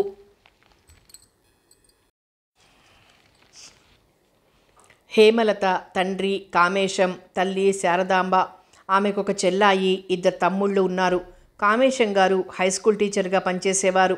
ఆయనకు తన 2 ఆడపిల్లల్ని డిగ్రీ కోర్సులు చదివించాకే పెళ్లి చెయ్యాలని, అలా అయితే ఆడపిల్లలు తమ కాళ్ల మీద తాము ఆర్థికంగా నిలబడగల అవకాశం ఉంటుందని, అవసరమైతే భర్తతో పాటు ఉద్యోగాలు చేసుకుని బ్రతకగలరని ఆశయం ఉండేది. అంచేత ఆయన హేమలతని డిగ్రీ కోర్సులో చేర్పించారు. మనిషికి ఆశయాలు ఉండగానే సరిపోదు, అందుకు తగిన ఆర్థిక వనరు, ఆరోగ్యము, ఆయుష్ కూడా ఉండాలి. బిఏ మొదటి సంవత్సరంలో ఉండగానే ఒకరోజు కామేశం హఠాత్తుగా గుండెపోటుతో మరణించాడు. అతగాడు ఎంతో శ్రమ మీద కూడబెట్టి బ్యాంకులో ఉంచిన డబ్బు 6,000 మాత్రమే. కామేశం తమ్ముడు రామేశం ఆ సరికి వ్యాపారం పెట్టి లక్షాధికారిగా మారి ఉన్నాడు. రామేశం చదివింది బిఏ బీఈడీఏ. అతగాడు టీచర్గానే పనిచేస్తుండేవాడు. అతగాడికి ఒకే ఒక బావమరిది హఠాత్తుగా చనిపోవటంతో భార్య వైపు ఆస్తి కలిసొచ్చింది. ఆ ఆస్తి అమ్మి నగరంలో బంగారు, వెండి నగల కుదువ వ్యాపారం పెట్టాడు. అందులో రామేశం బాగా లాభాలు ఆర్జించి లక్షాధికారి అయ్యాడు. కామేశానికి ఒక నియమం ఉంది. తన ఆర్థిక బాధలు, అవసరాలు ఎన్నైనా ఉండని ఇతరులను సాధ్యమైనంత వరకు అప్పు అడగటం కానీ, లేదా ఆ పళంగా ఇతరుల డబ్బు వాళ్ళంతట వాళ్ళు ఇవ్వజూపినా తీసుకోవటం కానీ చెయ్యకూడదని. అలా ఒకసారి ఇతరుల డబ్బు మీద ఆధారపడటమంటూ మొదలెడితే ఇంకా ఇలా ప్రలోభాలకి అంతుండదు, అవసరాలు పెరుగుతాయి. కామేశం గారు తన ఈ ఆదర్శాన్ని తన భార్య పిల్లలకు కూడా చక్కగా బోధించారు. వాళ్ళు కూడా తమకున్న దానిలో సంతృప్తి పడటం అలవర్చుకున్నారు. రామేశం చాలా మార్లు ఆర్థిక సాయం చేస్తానంటూ వచ్చాడు. కానీ కామేశం తమ్ముడికి మృదువుగా నచ్చజెప్పాడు. నా తమ్ముడివి నువ్వు, అవసరమైతే నీ దగ్గర కాక మరెవరి దగ్గరికి వస్తానో, అప్పు కోసమైనా అవసరం కోసమైనా ఆ చనువు, హక్కు నీ అన్నగా నాకున్నాయి కూడాను. ఆడపిల్లల పెళ్లిళ్లకు, కట్నాలకు అవసరం రావచ్చు, ఆ రోజు అడుగుతాను తప్పనిసరిగా అని. ఆ అవసరం రాకుండానే కామేశం చనిపోయాడు. రామేశానికి డబ్బొచ్చాక ఓ విపరీతపు సెంటిమెంట్ తగులుకుంది. రామేశం 16-14 ఏళ్ల వయసులో ఉండగా వారి తండ్రి మరణించాడు. ఆయనకు చాలా కాలంగా ఉబ్బసపు వ్యాధి ఉండేది. ఆ పేదరికంలో ఆయనకు సరైన మందులు వాడే సౌకర్యం ఉండేది కాదు. వ్యాధి మరీ విపరీతంగా ఉన్నప్పుడు ఏ ఆకుపసర్లో ఆయుర్వేద వైద్యమో చేసుకునేవాడు. స్వంతంగా లేనప్పుడు లోపల బాధను అణుచుకునేవాడు. తండ్రి మరణించినప్పుడు రామేశం దగ్గర ఆయన గారి కర్మ బ్రహ్మాండంగా జరిపించడానికి ఆర్థిక వసతి లేదు. అంచేత వీరిద్దరూ తల్లి కలిసి చనిపోయిన తండ్రికి చాలా స్వల్ప ఖర్చుతో కర్మ అయిందనిపించారు. అయితే కర్మకు వచ్చిన బంధువులంతా వారిద్దరూ వినేట్లుగా తండ్రికి సరిగ్గా వైద్య సౌకర్యం కలగజేయలేదని, కర్మ అయినా భారీగా జరపలేదని, ఇందువల్ల ఆ తండ్రి ప్రేతాత్మకు ఉత్తమ లోకాలు సంప్రాప్తించకపోవచ్చని తీరి కూర్చుని విమర్శించారు. ఇద్దరూ ఎలాగో డిగ్రీ కోర్సులు పూర్తి చేసుకున్నారు. టీచర్స్గా ఉద్యోగాలు సాధించుకున్నారు. ఆ గడిచిన కాలమంతా ఓ పీడకల, ఓ ఆర్థిక కిటకిట తాలూకు భీకర సమరం. తల్లి మరణించటమో ఆ సమయంలోనే. ఆమె కర్మ కూడా అంతంత మాత్రంగానే జరిపారు ఇద్దరు. అప్పుడు బంధువులలో వాళ్ళిద్దరికీ ఏ విధంగా ఆర్థిక సాయం చేయని వారంతా కర్మ సరిగ్గా జరపలేదని మాత్రం విమర్శించారు అన్నదమ్ముల్ని. కామేశం తను పొందిన జీవితానుభవాల పాఠాలలో ఈ బంధువుల విమర్శని లెక్క చేయలేదు. కానీ రామేశానికి మాత్రం అదో ముల్లులా మిగిలిపోయింది మనసులో. డబ్బు బాగా వచ్చిన రామేశానికి ఒకే ఒక్క ప్రగాఢ కోరికే 1000 తలలతో విజృంభించింది. ఇక తన కుటుంబంలో ఎవ్వరికి గాని ఏ చిన్న జబ్బొచ్చినా అతి ఖరీదైన మందులు వాడి ఆ జబ్బునేగాక ఆ వ్యక్తి మరణాన్ని కూడా తను ఆపాలి తన డబ్బుతో. అలాగే తన కుటుంబంలో ఏ వ్యక్తి అయినా మరణించటం జరిగితే ఆ వ్యక్తి తాలూకు కర్మ 13 రోజులు అతి ఘనంగా అతి వైభవోపేతంగా జరపాలి. ఆ వ్యక్తి చేసిన పాపాలు అతగాణ్ణి ఉత్తమ లోకాలకు పంపకున్నా తను చేసే కర్మ ద్వారా ఆ వ్యక్తి ప్రేతాత్మని మెడబట్టి ఉత్తమ లోకాలకు గెంటించుకుపోవాలి. లోకంలో శుభకార్యాలకు అప్పులు దొరుకుతాయి, సత్రాలు ఇళ్ళు విడిదికిస్తారు, కానీ చావులకు కర్మలకు ఎవ్వరూ ఇవ్వరు. అంచేత ఊరి బయట శివాలయం పక్కన కేవలం ఈ కర్మకాండల కోసమే ఓ 25,000 రూపాయలు తను మరికొంతమంది తనలాంటి సెంటిమెంటు గల దాతలు సాయంతో 4 గదుల సత్రం లాంటిది కట్టించాడు రామేశం. అది కట్టించాక దాని ప్రారంభోత్సవం రామేశం భార్యతోనే జరిగింది. భార్యకు ఏ జబ్బు లేదు, మందులిప్పించే అవకాశమూ లేదు. కూర్చుని మాట్లాడుతున్న మనిషి మాట్లాడుతున్నట్లుగానే మరణించిందేమిటో ఇక్కడ కంగుతిన్నాడు రామేశం. భార్యకు జబ్బుండి అది తన డబ్బుతో అతి ఖరీదైన మందులతో కొంతకాలం తగ్గించి ఉంటే ఆ తర్వాత ఆమె మరణించి ఉంటే ఓ తృప్తిగా ఉండేది. అలా కాక పుట్టుక్కున చచ్చి ఊరుకుంది. మందులు వాడని మరణమేమిటబ్బా? ఆ కొరత తీర్చుకోవడానికన్నట్లు రామేశం తన భార్య కర్మ పెద్ద పెద్ద ఖరీదైన శుభలేఖలంత సైజులో కర్మ వివరాలు తెలుపుతూ బంధుమిత్రులకు ఆహ్వానాలు పంపి లోక విరుద్ధమే అయినా రోజు ఏదో ఓ వేళలో దుఃఖరసాన్ని ఒలికించే ఆర్తితో కూడిన షెహనాయి వాద్యం ఓ ప్రఖ్యాత షెహనాయి వాద్యగారి చేత వాయింపించి 13 రోజులు బంధుమిత్రులందరికీ భారీ ఎత్తున షడ్రసోపేతమైన భోజనాలు ఏర్పాటు చేసి, ఔరా ఇది కర్మ, పెళ్ళాం చచ్చినందుకు రామేశం బాధపడుతున్నాడా లేక అలా ఆవిడ వదిలిపోయినందుకు సంతోషిస్తున్నాడా అని లోలోపల తర్కించుకునేంతటి అద్భుత రీతిలో తాను కట్టించిన కర్మ సత్రంలో భారీ ఎత్తున చేశాడు. ఆ తర్వాత ఆ సత్రంలో వరుసగా కర్మలు జరుగుతూనే ఉన్నాయి. అదో తృప్తి రామేశానికి. అన్న కామేశం చనిపోయాడని తెలియగానే రామేశం 10,000 రూపాయలు చేతిలో పట్టుకొచ్చాడు. వదిన శారదాంబను భర్త చనిపోయినందుకు ఓదార్చాలనిపించలేదు అతగాడికి. వదిన, ఏం జబ్బమ్మ అన్నయ్యకి? గుండెపోటు తరచూ వచ్చేదా? నాకైనా చెప్పాడు కాడాయన, వెదవ గుండె జబ్బు. ఈ రోజుల్లో ఒక లెక్క గుండె తీసి వేరే గుండె పెట్టించేవాణ్ణి. డబ్బు పారేస్తే ఈ రోజుల్లో వైద్యం ఏముంది? మీరైనా చెప్పారు కాదు నాకు. మందులు వాడే అవకాశం లేకుండా అన్నయ్య ఇలా చనిపోవటం ఏమీ బాగాలేదు.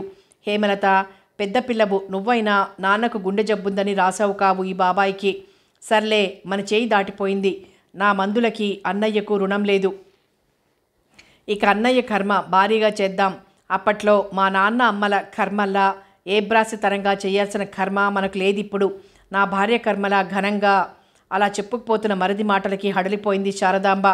నాయనా రామేశం, నీ మాటకు అడ్డు చెబుతున్నాను అనుకోకు. మీ అన్నయ్య మరణం ఏర్పరిచిన శూన్యం భార్యగా నేను, బిడ్డలుగా వాళ్ళు జీవితాంతం అనుభూతి చెందేదే కానీ మరెవరూ పంచుకోగలిగింది, తీసివేయగలిగింది కాదు. మిగిలి ఉన్న మేము నీతిగా నిజాయితీగా బ్రతికి ఆయన గారి ఆదర్శాలని అమలుపరచగలిగితే అదే మాకు తృప్తి. కర్మ ఏదో అయిందనిపిద్దాం. గోదానాలు భూదానాలు వద్దు. వాటికి ప్రత్యామ్నాయాలుగా ఓ సేరు బియ్యం ఇచ్చినా పర్వాలేదంటారు. పరిశీలించండి. బ్రాహ్మణులు ఎవరు చేసుకున్న మంచి చెడు మాత్రమే వారి వెంట ఆత్మ సంస్కారంగా వస్తాయంటారు పెద్దలు. మీ అన్నయ్య దగ్గరే నేను అక్షరాలు నేర్చుకున్నాను. భారతం, భాగవతం, రామాయణం లాంటి గ్రంథాలు ఆయన వల్లే చదవగలిగి అర్థం చేసుకునే పాటి తెలివితేటలు వచ్చాయి నాకు. అన్నింటిల్లో చెప్పే సారాంశం ఒకటే: జీవి బ్రతికుండగా ఆచరించే సత్కర్మ దుష్కర్మ ఫలితాలే సంస్కార రూపంలో బీజాకృతి దాల్చి మరుజన్మకు జీవి పుట్టుక జరుగుతుంది అని. ఆయన గారికి కర్మల మీద పెద్దగా గురి లేదు.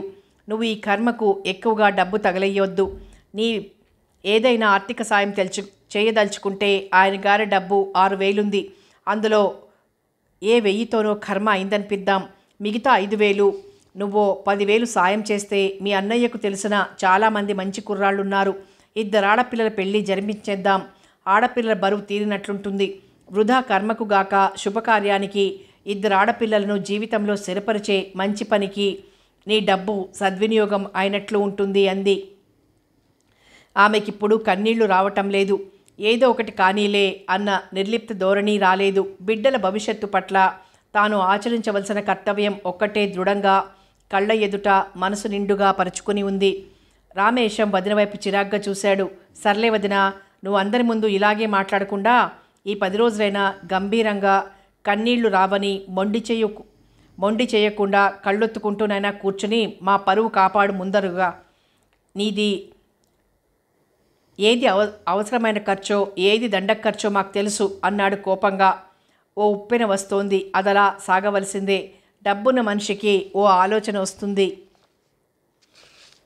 అదలా కొనసాగవలసిందే. ఆ వేగానికి ఎదుటివారి సెంటిమెంట్సు, ఆదర్శాలు, ఆలోచనలు, ఆత్మాభిమానాలు ఏవైనా కొట్టుకుపోని అలా సాగిపోవలసిందే. మర్నాటికల్లా 6 వంటవాళ్ళు దిగారు. పెద్ద పెద్ద ఆహ్వానాలు, శుభలేఖల్లా బంధువులందరికీ అందాయి.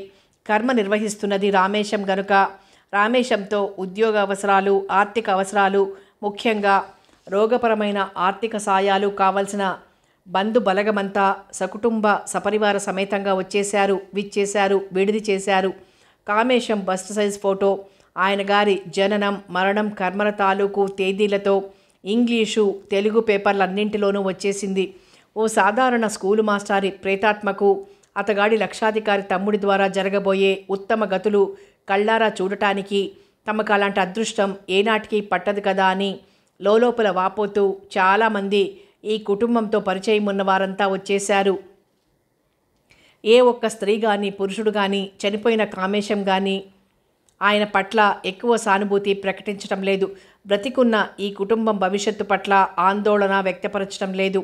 ఈ కర్మ జరిపిస్తున్న రామేశాన్ని తెగ పొగుడుతున్నారు. భళా భళి అంటున్నారు. హేమలతకి కోపం ముంచుకొచ్చింది. శారదాంబ దుఃఖము, ఆవేదన అణుచుకున్న నవ్వుతో అంది, హేమ, ఈ 10 రోజులు ఇలా సాగిపోని ఇదో ప్రవాహం. మన శరీరాలకి కంపతుట్టెలు చుట్టుకొని కోసురాళ్లు కొట్టుకొని మనం సహించి తీరాలి. మీరు చెవులున్న చెవిటివారుగా, కళ్ళున్న గుడ్డివారుగా ఉండిపోండి. ఈ చక్కటి అనుభవం ద్వారా నేర్చుకోదగిన పాఠం చాలా ఉంది. ఇక ముందు ఈ మీ బాబాయ్ నుంచి ఓ రూపాయి అయినా సరే అప్పుగా కానీ ఉచితంగా కానీ మనం పుచ్చుకోకూడదు. నీకు మధులతకి పెళ్ళిళ్ళు కాకున్నా పర్వాలేదు. మీ స్వయం కృషితో మీరు పైకి రాండి. తమ్ముళ్ళని పైకి తెచ్చేందుకు ప్రయత్నించండి. మీరిద్దరే కుటుంబానికి పెద్ద మగపిల్లలని భావించుకోండి. అందుకనువుగా మీ మనసులని మలుచుకోండి. మీ కళ్ళ ముందు నాకెన్ని రోగాలు వచ్చినా నా కోసం ₹1 మందులైనా కొనవద్దు. ముఖ్యంగా రామేశం బాబాయ్ వద్ద నుండి మందుల కోసం తీసుకోవద్దు. నా కర్మ చెయ్యవద్దు. ఏ మనిషైనా జీవించి ఉన్న కాలంలో చేసే సత్కర్మలు, మానవత్వంతో కూడిన ప్రవర్తన మాత్రమే ఆ వ్యక్తికి ఇహము పరము ఇస్తాయి. అదే మానవత్వం, అదే దైవత్వానికి బాట. తల్లిగా మీకు నేను చెప్పగలిగినదొక్కటే. హేమలత తల్లిలో కొత్త రూపాన్ని చూసింది ఆ క్షణంలో. అలాగే అమ్మా అంది దృఢ నిశ్చయంతో. రామేశం భారీగా వదిన మాంగల్యం తీసివేసే కార్యక్రమాన్ని ఏర్పాటు చేయించాడు. కానీ ఆ రాత్రికి రాత్రి శారదాంబ తన చేతికి అందినంత వరకు జుట్టంతా కత్తిరించేసుకుంది. మాంగల్యాన్ని, గాజుల్ని తృణప్రాయంగా తీసివేసింది. తెల్లవారుజామున బంధువులంతా కోలాహలంగా, కుతూహలంగా కొత్త దృశ్యాన్ని తిలకిద్దామనే ఉద్దేశంతో ఉండగా శారదాంబ తెల్లని దోవతితో, జుట్టు చాలా వరకు కత్తిరించబడిన తలతో గది బయటకొచ్చి రామేశంతో అంది, నాయన రామేశం, ఈ ఒక్క పని నేను స్వతంత్రంగా నీ డబ్బుకు అతీతంగా చేసుకోగలిగాను. ఇక నన్ను బాధ పెట్టకు అంది. పిశాచాన్ని చూసినట్లు తుళ్ళిపడ్డారు అంతా. రామేశం కంగు తిన్నాడు. లోపల కోప్పడ్డాడు. ఈ వదిన మూర్ఖురాలు, తొందరపాటు మనిషి. కర్మకాండలో అంచెలంచెలున్నాయి. ఈ జుట్టు తీయించే కార్యక్రమంలో ఏమర్థముందో శాస్త్రాల్లో. ఇక్కడే ఉండిపోయే గోవుతోక ఆధారంగా ఆ లోకంలోని వైతరిణిని ప్రేతాత్మ దాటుతోంది. ఈ లోకంలో చెరువుగట్టు మీద తీయించే జుట్టు ద్వారా ఆ స్త్రీ భర్త మరేం దాటవలసి ఉంటుందో. ఇంతా చేసి ఈవిడ తొందరపడిపోయింది. పోనీ ఈరోజు జరగవలసిన కార్యక్రమంలో ఈ ఒక్కటి లోటొచ్చింది. దీని బదులుగా సాయంత్రం షహనాయి వాద్యం 1 గంట అదనంగా ఆర్తిగా వాయించే ఏర్పాటు చేయిస్తే సరి. ఈ తెల్లవారుజామున జరగవలసిన ఏడుపు సాయంత్రం ఆ వాద్యంలో ప్రతిధ్వనించి బంధువుల కళ్ళు చెమ్మగిలుతాయి. ఓ 100 ఎక్కువైనా పర్వాలేదనుకున్నాడు రామేశం. అలా అన్న కర్మకాండ యథావిధిగా పూర్తి చేసి రామేశం, సరోజనమ్మ వెళ్ళిపోయారు. బ్యాంకులో ఉన్న 5,000 అయిపోయాయి. ఈ కర్మకాండలో మొదటి భాగంగా రామేశం ఖర్చు చేసిన మొత్తం సుమారు 8,000. ఇది నిప్పులాంటి అప్పు, మనం తీర్చి తీరాలి అంది శారదాంబ. అందరూ వెళ్ళాక ఆమె శుభ్రంగా తల గుండు గీయించేసుకుంది. తీరుద్దామమ్మా, రామేశం బాబాయ్ కర్మకు ఇద్దాం, లేదా రామేశం బాబాయ్ కొడుకు కర్మకు, అది కాదు సరోజినమ్మత్త కర్మకు తీరుద్దాం అంది హేమలత కచ్చిగా. ఆ తర్వాత తల్లి కూతుళ్ళు బాగా ఆలోచించి ఓ నిర్ణయానికి వచ్చారు. సుమలతకు హై స్కూల్ చదువు పూర్తయింది. ఆ అమ్మాయిని ఇక కాలేజీలో చేర్చవద్దు. సుమలత కుట్టు మిషన్ నేర్చుకోవటం, టైప్ పరీక్షలకు పోవటం, హిందీ పరీక్షలు వగైరా ఎక్కువ ఖర్చులేని విద్య నేర్చుకుంటోంది. ఇంట్లో మానసికంగా కృంగిపోయి ఉన్న తల్లికి సాయంగాను బజార్ నుంచి వస్తువులు వగైరా తీసుకురావటం లాంటి పనులకు ఇంటి వద్దే ఉంటోంది. హేమలత మాత్రం కాలేజీలో చదువుతోంది. సాయంత్రం కాలేజీ నుంచి రాగానే ఇక్కడే కామేశానికి తెలిసిన ఓ బట్టల షాపు ఓనరు నెలకు 150 రూపాయల జీతం మీద సేల్స్ గర్ల్గా తన షాపులో ఉండమన్నాడు కాబట్టి ఆ పని చూసుకుంటుంది. రాత్రి 9 గంటలకల్లా ఇంటికి వచ్చేస్తుంది. తమ్ముళ్ళిద్దరూ, ఒకడు 9, మరొకడు 7 చదువుతున్నారు. వాళ్ళు హై స్కూల్ చదువు పూర్తయ్యాక అప్పటి వసతిని బట్టి వాళ్ళని ఏదైనా టెక్నికల్ కోర్సుల్లోనో డిగ్రీ కోర్సుల్లోనో చేర్చి చచ్చు కామేశం ఇన్సూరెన్స్ తాలూకు డబ్బు 6,000 వచ్చింది. అది హేమలత చదువుకు సరిపోతుంది. శారదాంబ వంటి మీదున్న 3 పేటల గొలుసు, 2 జతల గాజులు అమ్మించింది. ఆ మొత్తం బ్యాంకులో వేయించింది. దాని మీద వచ్చే వడ్డీతోనూ హేమలత బట్టల షాపులో పనిచేసే తాలూకు జీతంతోనూ జాగ్రత్తగా ఇల్లు గడిపే ఏర్పాటు చేసుకున్నారు. చూడమ్మా హేమలత, మీ నాన్న కామేశం స్కూల్ మాస్టారే. ఆయనకు వచ్చే ఆదాయం చాలా తక్కువ, కానీ ఆయన హృదయం ఎంత గొప్పదో ఆయన గారి దగ్గర గుప్తదానాలు పొందిన చాలామందికి తెలుసు. నేను నా ఇంట్లో ఏ ఆధారము లేకుండా వీధిలోకి నా సవతి తల్లి ద్వారా గెంటబడిన రోజు మీ నాన్న నాకు 500 రూపాయలు ఇచ్చారు. అది అప్పు అనలేదు, ప్రోనోట్ రాసిమ్మనలేదు, ఎప్పుడు తీరుస్తావని అడగలేదు. ఆ 500 రూపాయలతో బట్టలు కొని మూట నెత్తిన పెట్టుకొని అమ్ముకుని బ్రతికాను. అదే నాకు జీవనాధారమైంది. ఆ మూట ఈ షాపుగా పెరిగింది. ఈరోజు ఆయన బిడ్డగా నిన్ను నా షాపులో సేల్స్ గర్ల్గా చూడటానికి నా మనసు గిలగిల్లాడుతోంది. కానీ నీకీ శిక్షణ జీవితంలో ఆత్మాభిమానంతో బ్రతకటానికి ఉపకరిస్తుంది. ఉట్టినే నేను నెల నెల డబ్బు సాయం చేయటం అదో బాధ్యతారాహిత్యాన్ని నీలో పెంచుతుంది, ప్రలోభాన్ని పెంచుతుంది, లోక నిందలకు గురి చేస్తుంది. అంచేత నువ్వు కష్టపడి పనిచెయ్యి. అందరి సేల్స్ గర్ల్స్తో పాటు నీకు జీతం ఇస్తాను. కానీ మీ కుటుంబానికి సంవత్సరానికి అయ్యే బట్టలన్నీ నేను ఉచితంగా ఇస్తాను, కాదనకు. ఈ విధంగా మీ నాన్న ఆనాడు నాకు కల్పించిన చేయూతను ఈ విధంగా రుణం తీర్చుకొని, ఇదిలా జరిగి ఉండకపోతే మీ అక్క చెల్లెళ్ళిద్దరూ పెళ్ళిళ్లకు మీ కుటుంబానికి అవసరమైన బట్టలని ఉచితంగా నేను ఇద్దామనుకున్నాను.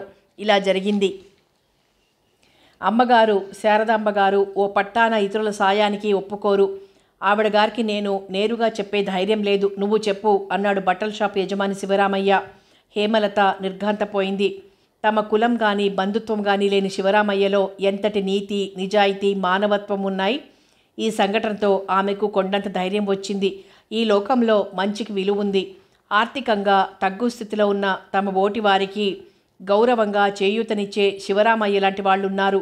తను స్టడీగా ఏ ప్రలోభాలకు లొంగకుండా కొన్నేళ్లపాటు అమ్మ చెప్పినట్లు మగపిల్లాన్ని అనుకుని ఆడతనం మర్చిపోయి జీవితాన్ని ఎదుర్కొంది. అంటే తన కుటుంబంలోని వారంతా వృద్ధిలోకి వస్తారు.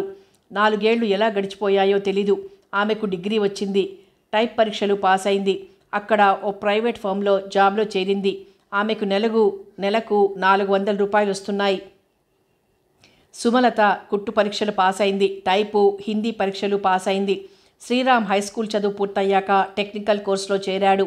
ఆ కోర్సులో అయితే త్వరగా ఉద్యోగం వస్తుందని జయరామ్ ఇంటర్లో చేరాడు. ఆ సమయంలోనే శారదాంబ బాగా జబ్బుపడింది. శారదాంబ పైకి గంభీరంగా తిరుగుతోందే కానీ భర్త చనిపోయిన నాటి నుంచి ఆమె లోపల డొల్లలా మారిపోయింది. ఆర్థికమైన కటకటలో బిడ్డల భవిష్యత్తు దృష్ట్యా తన దుఃఖాన్ని తనలోనే మింగుకోవటం, ఉన్న కొద్దిపాటి వనరులలో 4 బిడ్డలకి మంచి ఆహారం సమకూర్చడం ఆమెకు తలకు మించిన పనైంది. ఓ పూట తను తిని తినక ఆకలిగా లేదని తల్లికి మాత్రమే అర్థమయ్యే సంఘర్షణలో ఆమె కాలాన్ని నెట్టుకొచ్చింది. ఎదురుగా కర్తవ్య నిర్వహణలో నలిగిపోతున్న ఇద్దరు పెళ్లికాని కూతుళ్ళు, వారికి వివాహాలు చేయలేని నిస్సహాయత, వయసు మించిపోతున్న కూతుళ్ళు, లోపల అణచివేసుకుంటున్న కోర్కెలు, తల్లిగా తెలిసి ఏమీ చేయలేని దుర్భర వాస్తవం. బయటి ప్రపంచంలో తిరుగుతున్న ఈ ఆడపిల్లలిద్దరూ ఏ క్షణంలో ప్రకృతి సహజమైన ఏ చిన్న ప్రలోభానికి ఆకర్షణకు లొంగిపోతారేమోనని అనుక్షణం టెన్షన్. అలా జరిగితే నేను తప్పు పట్టను. నా బిడ్డలు నిప్పులాంటి వాళ్ళు. సీతమ్మ తల్లి పుట్టిన నేల ఇది, ఆ తల్లి నడిచిన నేల ఇది. ఆడపిల్లలు ఓ పట్టాన తప్పు చేయరు ఈ నేల మీద.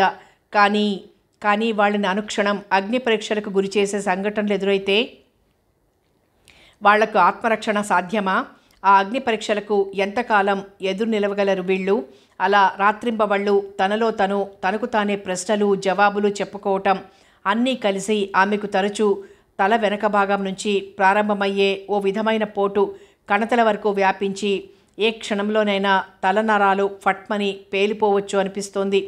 దానిని కొద్దిపాటి తలనొప్పిగా ఆమె బిడ్డలకు చెబుతుంది. ఆ నొప్పి తీవ్రతను బట్టి ఓ గంటో అరగంటో అచేతనంగా పడుకుంటుంది.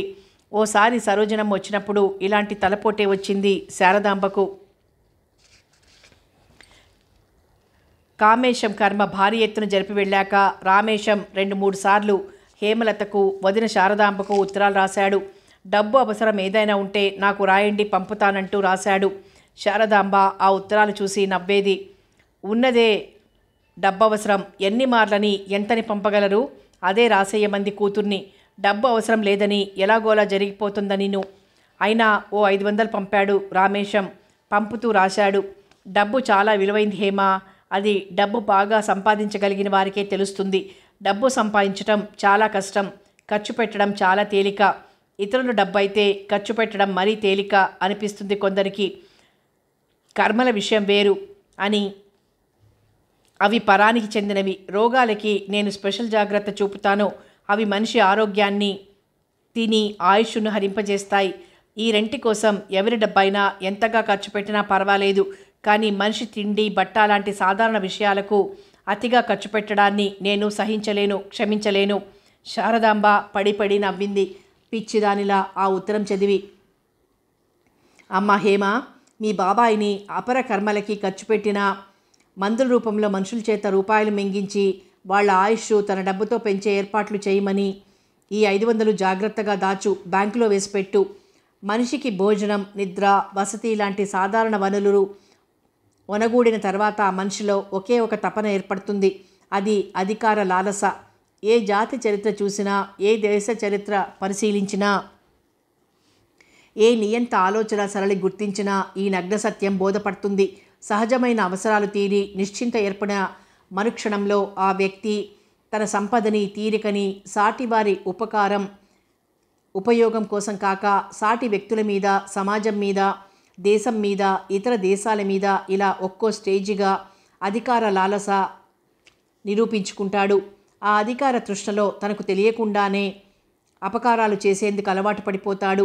రామేశం భార్య చనిపోయాక అతనికి వండి పెట్టడానికి అతగాడింటికి వచ్చిన చెల్లెలు వరుసైన శ్రీమతి సరోజనమ్మ పరిస్థితి కూడా సరిగ్గా అదే.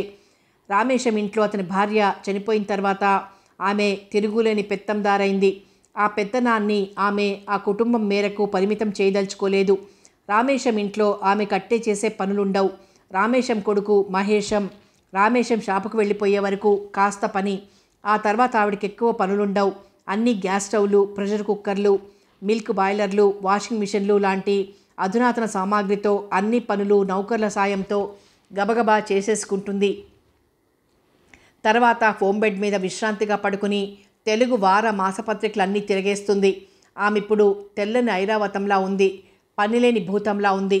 సరిగ్గా ఇలాంటి సమయంలోనే శారదాంబకు తరచూ తలనొప్పి వస్తుందని తెలిసింది రామేశానికి.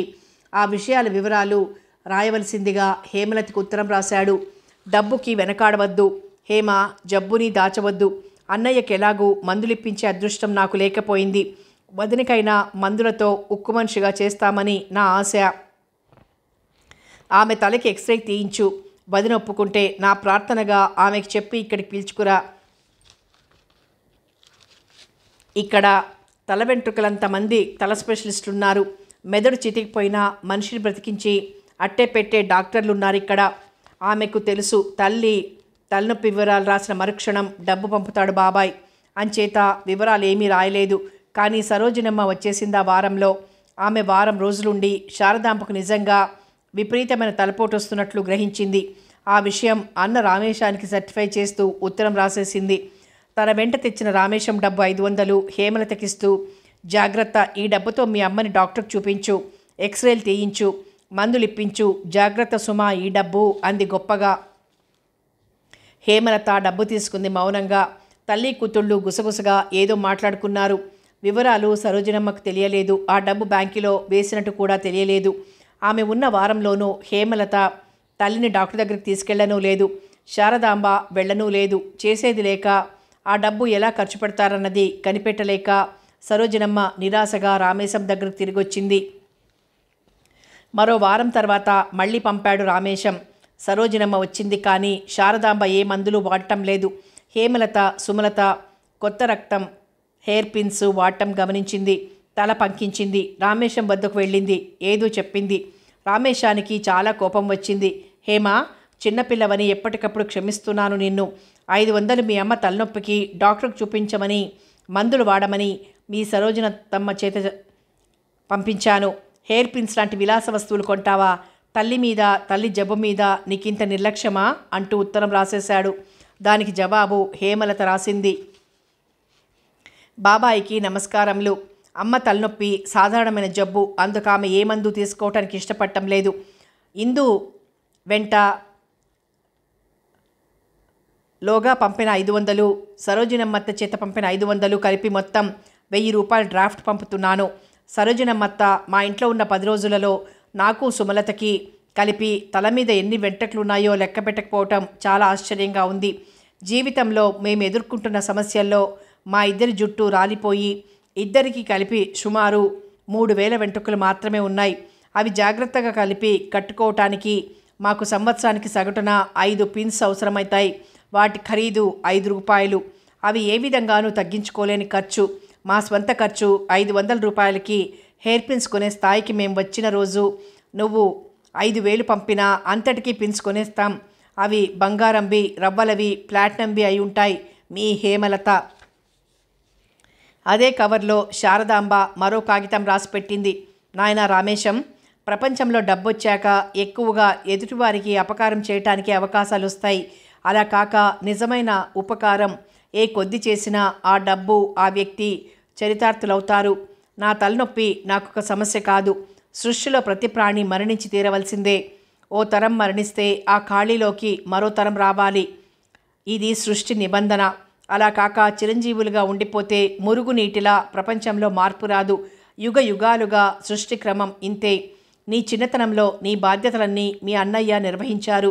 నీకు ఉద్యోగము, పెళ్ళి వగైరాలు. మీ తల్లి పోషణ భారము, ఆమె మంచంలో పడితే రోజురోజు ఆమెని కనిపెట్టుకుండే భారము అన్నీ కుటుంబ పెద్దగా మీ అన్నయ్య, ఆయన భార్యగా నేను నిర్వహించాం. మాకున్న కొద్దిపాటి ఆర్థిక వనరుల్లోనే నీకు పెళ్ళి, సంసారము, స్థిరమైన సంపాదన, స్థిమితమైన జీవితము అంటూ ఏర్పడ్డాక నీకు నువ్వు చేయవలసిన బాధ్యత అంటూ ఏదీ మిగల్లేదు. నీ స్వంత సంసార నిర్వహణ తప్ప. నీ అదృష్టం కొద్దీ డబ్బు వచ్చింది. బహుశా నీ అంతరాంతరాలలో నేను కుటుంబపరంగా, వ్యక్తిగతంగా ఏ బాధ్యత పాలు పంచుకోలేకపోయాను, శారీరకంగా ఎవరికి ఏ సాయము చేయలేకపోయాను అనే ఆత్మ సంకోచ భావం ఒకటి ఏర్పడి ఉందేమోనని నా అనుమానం.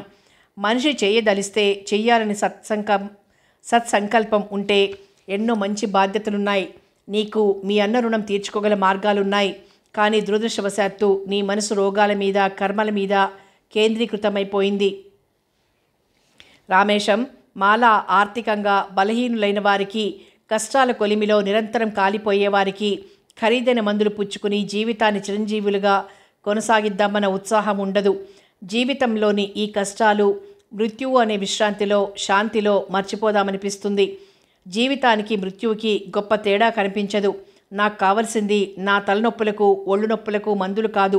నాకు మృత్యువు రాకుండా సంజీవిని మూలిక కాదు. నేను చివరి శ్వాస తీసుకునే వరకు నా బిడ్డలకి అండగా ఉంటాను. సరోజినమ్మ లాంటి వారు ఓ విధంగా అదృష్టవంతులు. ఆమెకు అదుపు చేసే భర్త లేడు.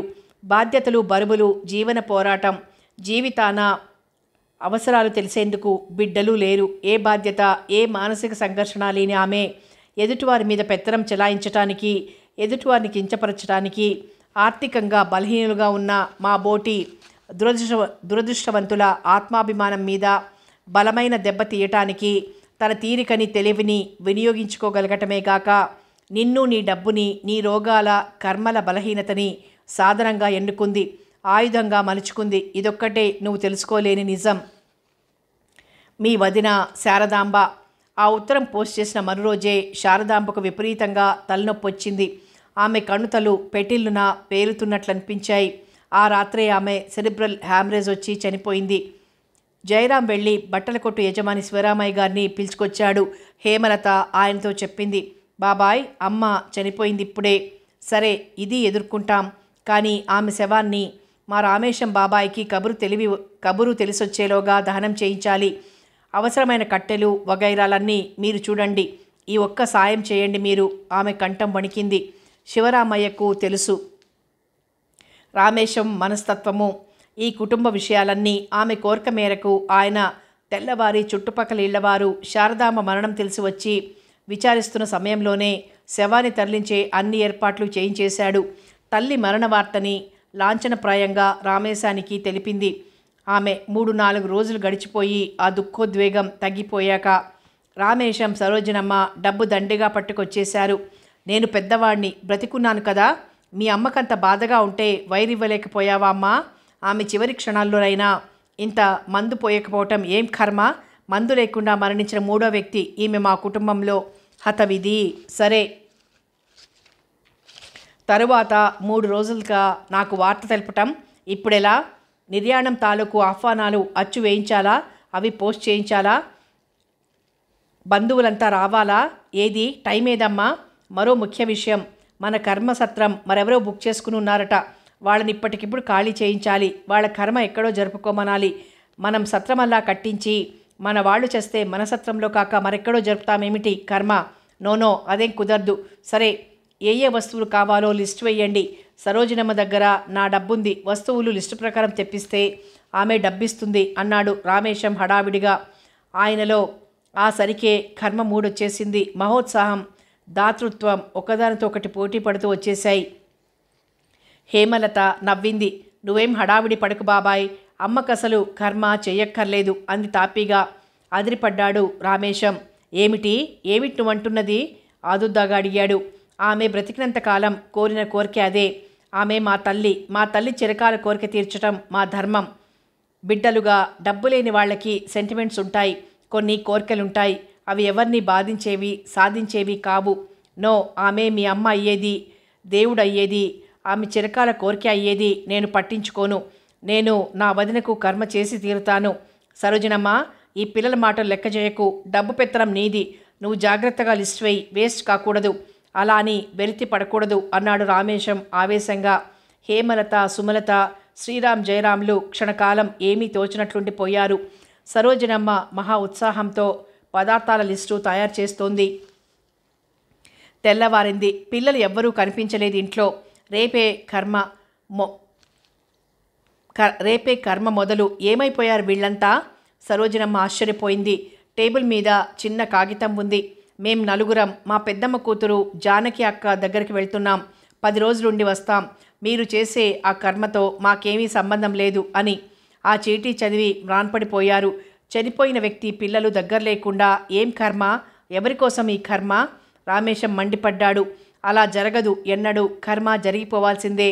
రామేశం అలా పట్టుబట్టి కర్మ జరిపాడు. కానీ పెరిగిన జీవన ప్రమాణాలతో వెనుకటి కాలమంత పిచ్చిగా, ఉత్సాహంగా పెళ్ళిళ్ళకే ఎవరూ రావటం లేదు. బంధువులు కర్మలకైతే అస్సలు రావటం లేదు. ఎవరో విధిలేని వారు తప్ప. స్వానుభవంలో తెలుసుకున్న బంధువులెవరూ రామేశం కర్మ పిలుపును సమధికోత్సాహంతో అందుకోలేదు. మొక్కుబడిగా ఒకరిద్దరొచ్చి ఒక్క పూట ఉండి వెళ్ళిపోయారు. కామేశం కర్మకుల 10 రోజులు ఎవ్వరూ లేరు. అనవసరంగా అతి ఉత్సాహంతో 6 వంటవాళ్ళని, బాడుగ వంట పాత్రల్ని, వస్తువుల్ని పట్టుకురావటమైందని బాధపడింది సరోజనమ్మ. పోనీ మిగిలిపోయిన ఈ బియ్యం పప్పులు వగైరాలన్నీ ఇంట్లో ఉంచి తాళం వేసి పెడదాం సరోజినమ్మ, పిల్లలు 4-5 నెలల పాటు వాడుకుంటారన్నాడు రామేశం. అతగాడికి ఈ సమయంలో ఓటమి తాలూకు దుఃఖం ముంచుకొచ్చింది.